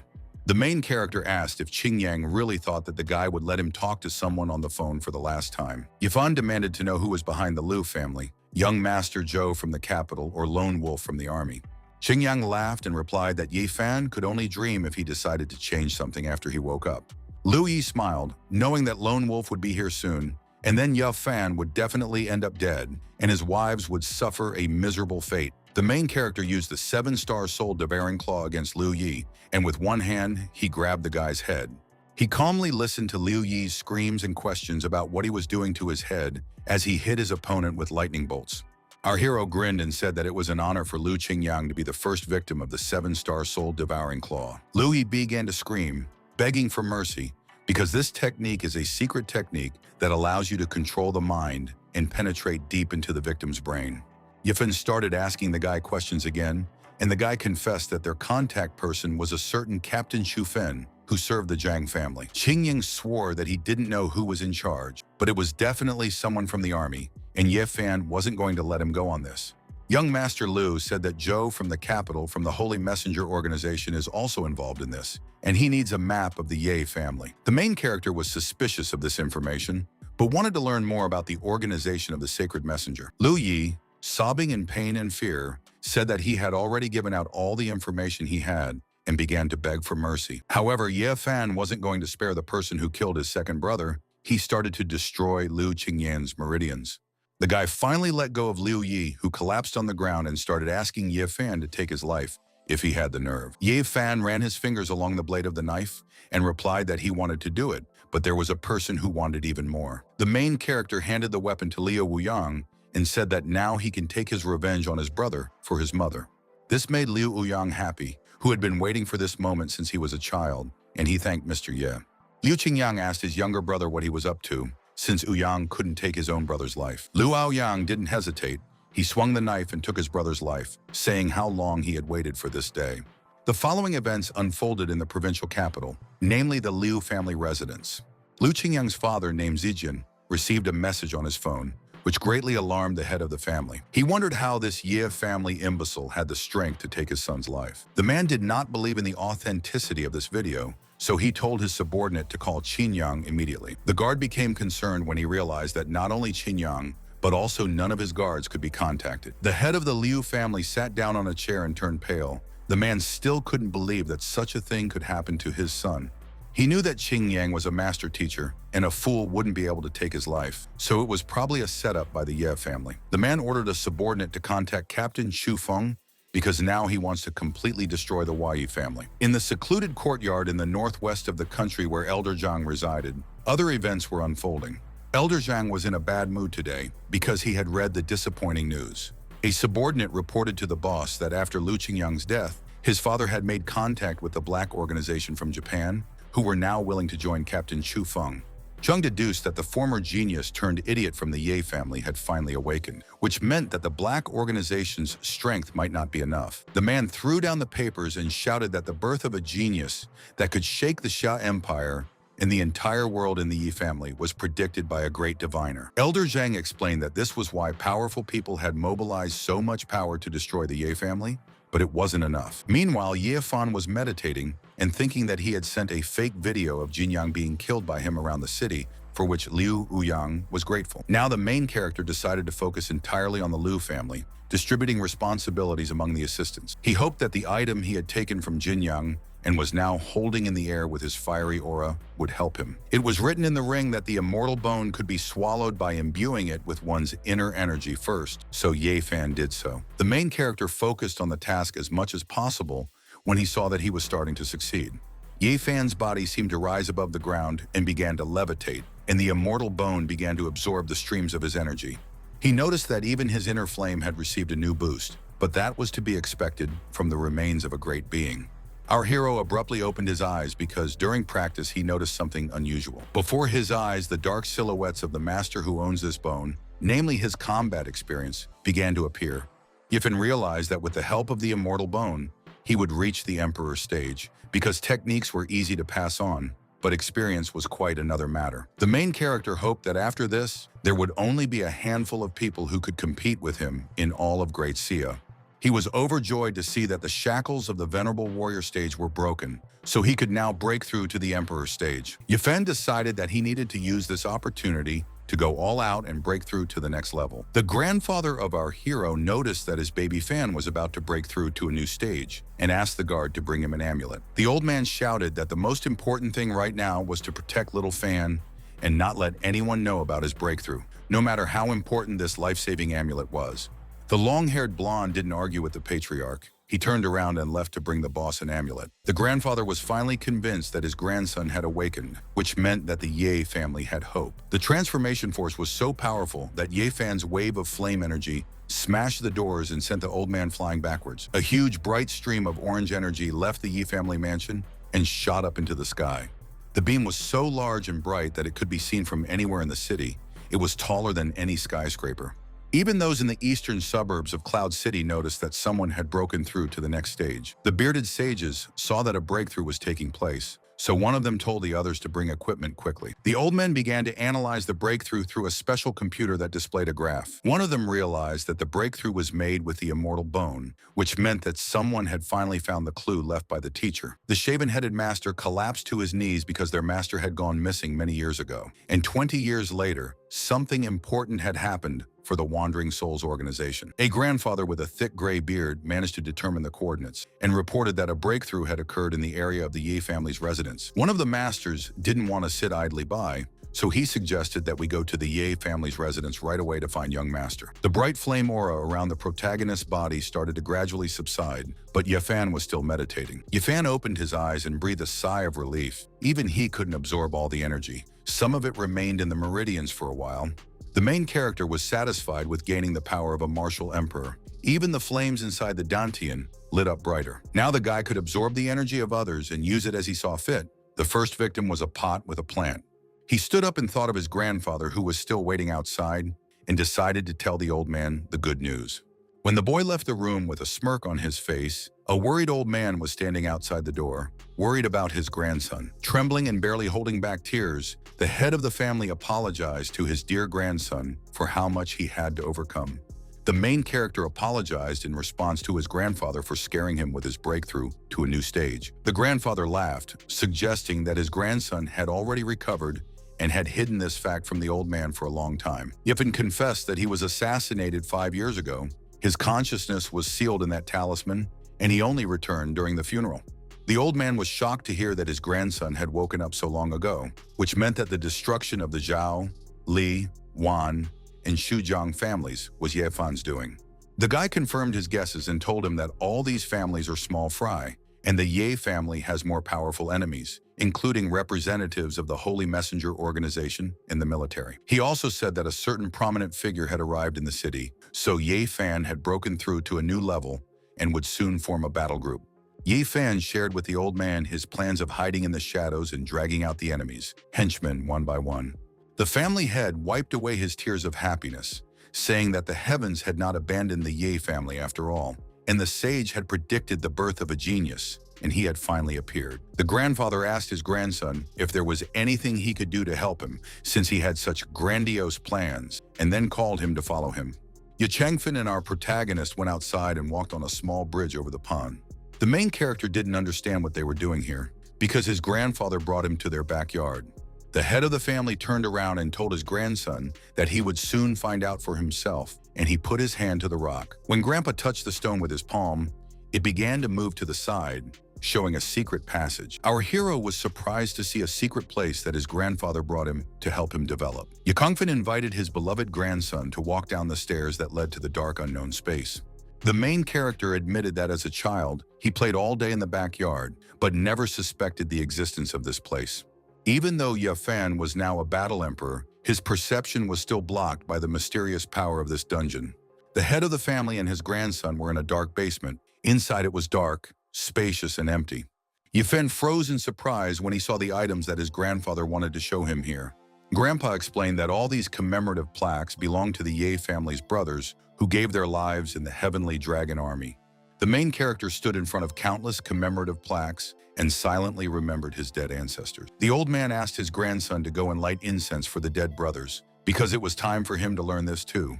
Ye Fan lit 3 sticks and began to pray, thinking that these dead people were the foundation of the Ye family. It was time for an important conversation, and the head of the family said that it was time for Ye Fan to take control. Suddenly, a whole crowd of beauties appeared in the basement and began to greet the young master. A crowd of girls ran up to Ye Fan and started hugging him, and the red-faced guy asked Grandpa who they were. The embarrassed grandfather cleared his throat and asked his grandson not to think too much, but just enjoy the company of girls. The main character was dumbfounded when he analyzed the girls' auras and realized that each of them was a master teacher. Grandpa explained that big things require strong and loyal people, and these girls were left for Ye Fan by her mother, and he can manage them as he pleases. Ye Fan was dumbfounded because all this time, he believed that his mother had died because he hadn't seen her since he was a child. The head of the family admitted that the guy's mother did not die, just she and her father went very far away. Before leaving, Ye Fan's mother told Grandpa that her son wouldn't need her inheritance if he lived a normal life. In addition, Ye Fan's mother has prepared backup plans, but the main character will have to find out for himself. He was curious to know who his mother really was, because 20 years ago, she had anticipated that he might need it. The old man had another surprise for his grandson, and there was an army of martial artists lined up in front of Ye Fan and the head of the family. The man who was at the head of this army made a gesture with his hands and respectfully greeted young Master Ye. Grandpa told him that they were the Blood Guard 81 elite warriors selected for Ye Fan by his mother. The main character was pleased with this, because he no longer needed to assemble a combat team on his own. The Bloodguard soldiers knelt before their master and vowed to follow him to the death. The guy smiled, asked the men to get up, and said that he would give them all the necessary instructions later. The following events were still unfolding in the secret underground building that was located on the grounds of the Ye family's residence. Ye Changfen's grandfather, without explaining anything, asked his grandson to extend his hand. Ye Fan did so without further questions. The old man swung 2 fingers to cut the guy's finger. He used the blood of the main character to create a talisman. You had to drop a few drops on the black tablet. As Ye Fan did so, a glowing image of a red dragon appeared on the black stone tablet. Grandpa explained that it was a red dragon token. It contained the spirit of the heavenly dragon army, which could help the guy in a critical moment. The old man told his grandson that the future of the family now depends on him, so the guy should not let down relatives and girls who decided to marry him. Ye Fan promised to meet his expectations, but said that there was something else he needed to do before reviving the Ye family. The grandson was going to help the old man recover in a natural way and completely restore internal injuries. Grandpa immediately guessed that Saint Healer Lei Qiangshui was actually the protagonist's man. The guy explained that the Saint Healer's martial arts were too weak, so the effect wasn't the best. Ye Fan explained that he was now at the level of a martial emperor, so he was ready to completely cure Grandpa of all his ailments. The head of the family felt the healing energy of his grandson surround his entire body. The sensation was extraordinary. The old man realized that Ye Fan was very similar to his mother because she could also treat wounds that no doctor could handle. The grandfather admitted that he now feels like his channels are restored and overflowing with energy, and he even wanted to use a potion to break through. The guy asked the old man not to worry about the pills because he had already developed his own pills 5 years ago. Ye Fan handed Grandpa 5 life force pills and asked for more if he needed a new batch. The head of the Ye family opened the bottle and noticed the energy that the pills gave off. He was amazed at his grandson's talent. A subordinate came running to the basement and reported that someone was trying to enter their territory outside, and they were very strong. Grandpa's face darkened as he realized that the enemies of the Ye family had finally dared to come to their territory. The courtyard of the Ye family residence was already in chaos, with unknown thugs taking down many of the house's security guards. For Leng Feng, the battle was simple. The man concluded that the Ye family was nothing special. The Ye family's head of security shouted, telling them not to move, because they would only be able to enter the manor over his dead body. Leng Feng introduced himself as a venerable warrior and said that there were several other master teachers with him, so the guy wouldn't be able to stop him. Elder Zhang's fighters showed off their bloody aura, and their leader said that they would do so if the guard offered to walk over his corpse. The captain of Zhang's personal guard didn't even have to come close to knock the Ye family's guards down with a flood of blood-red energy. The Ye family's guard chief couldn't keep his balance and fell to his knees after being injured by Leng Feng's attack. The blonde guy didn't have the strength to fight anymore, but someone took his hand and he looked at that person. He saw in front of him the main character, who carefully helped the head of the security service of his family to get to his feet.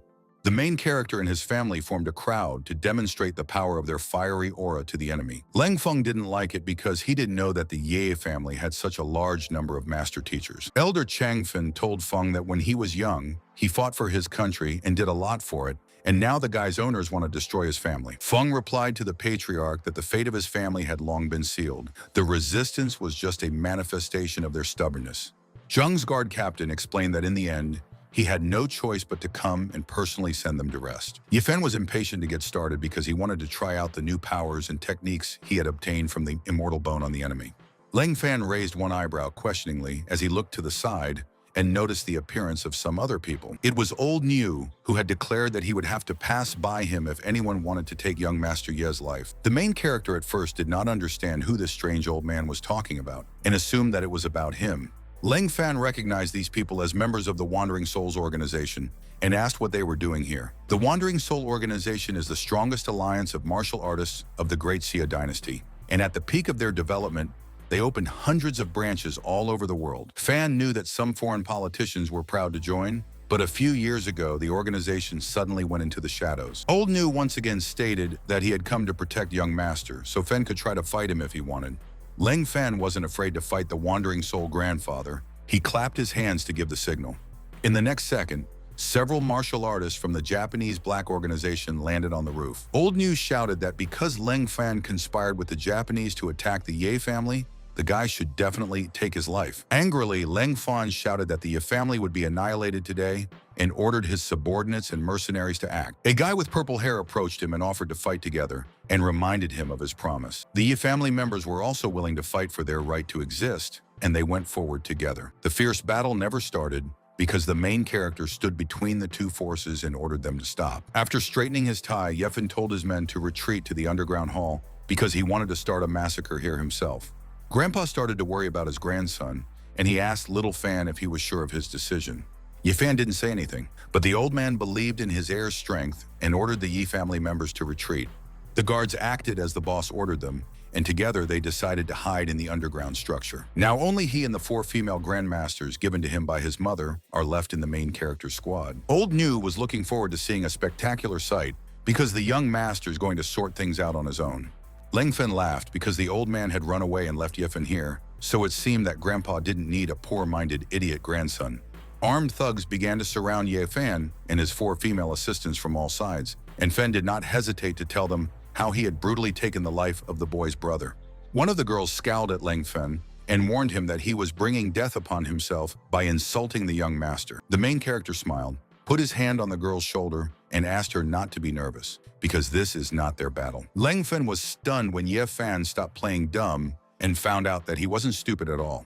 With a sinister smile, Ye Fan replied that he really wasn't a stupid person, but he was incredibly strong. The guy using the reserves of his power caused an explosion of energy so powerful that it filled the entire courtyard. Our hero's life-destroying fiery energy instantly melts with the thugs hired by Zhang. Leng Fen was also shocked by the power of Ye Fan's energy. He asked if the guy had already reached the martial emperor stage. The main character confirmed his guesses and said that it was time to get even for his older brother. Panicked, Leng Fen shouted at his subordinates not to stand, but to attack Ye Fan and take his life. Unafraid of a martial emperor-level master, the 2 thugs jumped up and swung their weapons to attack Ye Fan. Ye Fan didn't even have to move to turn the other party's swords into small metal shards with his aura. After that, the main character swiped 2 fingers through the air, forming a bright streak of yellow light in it. So Ye Fan created dozens of sharp, thin blades from his own energy, which instantly eliminated the enemies. The Japanese from the Black Organization, after seeing Ye Fan at the Battle Emperor stage, decided to go on the run, not repeating the fate of the already dead mercenaries. Leng Fen started shouting after the escaped mercenaries, complaining that they had taken the money and now dared to run away. The escape of the Japanese mercenaries brought a smile to Ye Fan's face, because it was the perfect excuse to try out his new trick. The guy rushed past all the silent ninjas faster than lightning, and he managed to kill each of them. Ye Fan wiped out a crowd of the most dangerous mercenaries in a split second with just one hand, and he didn't even get dirty, and his face didn't move a muscle. He grinned at the slain enemy and concluded that the Black Organization from Japan was nothing like that.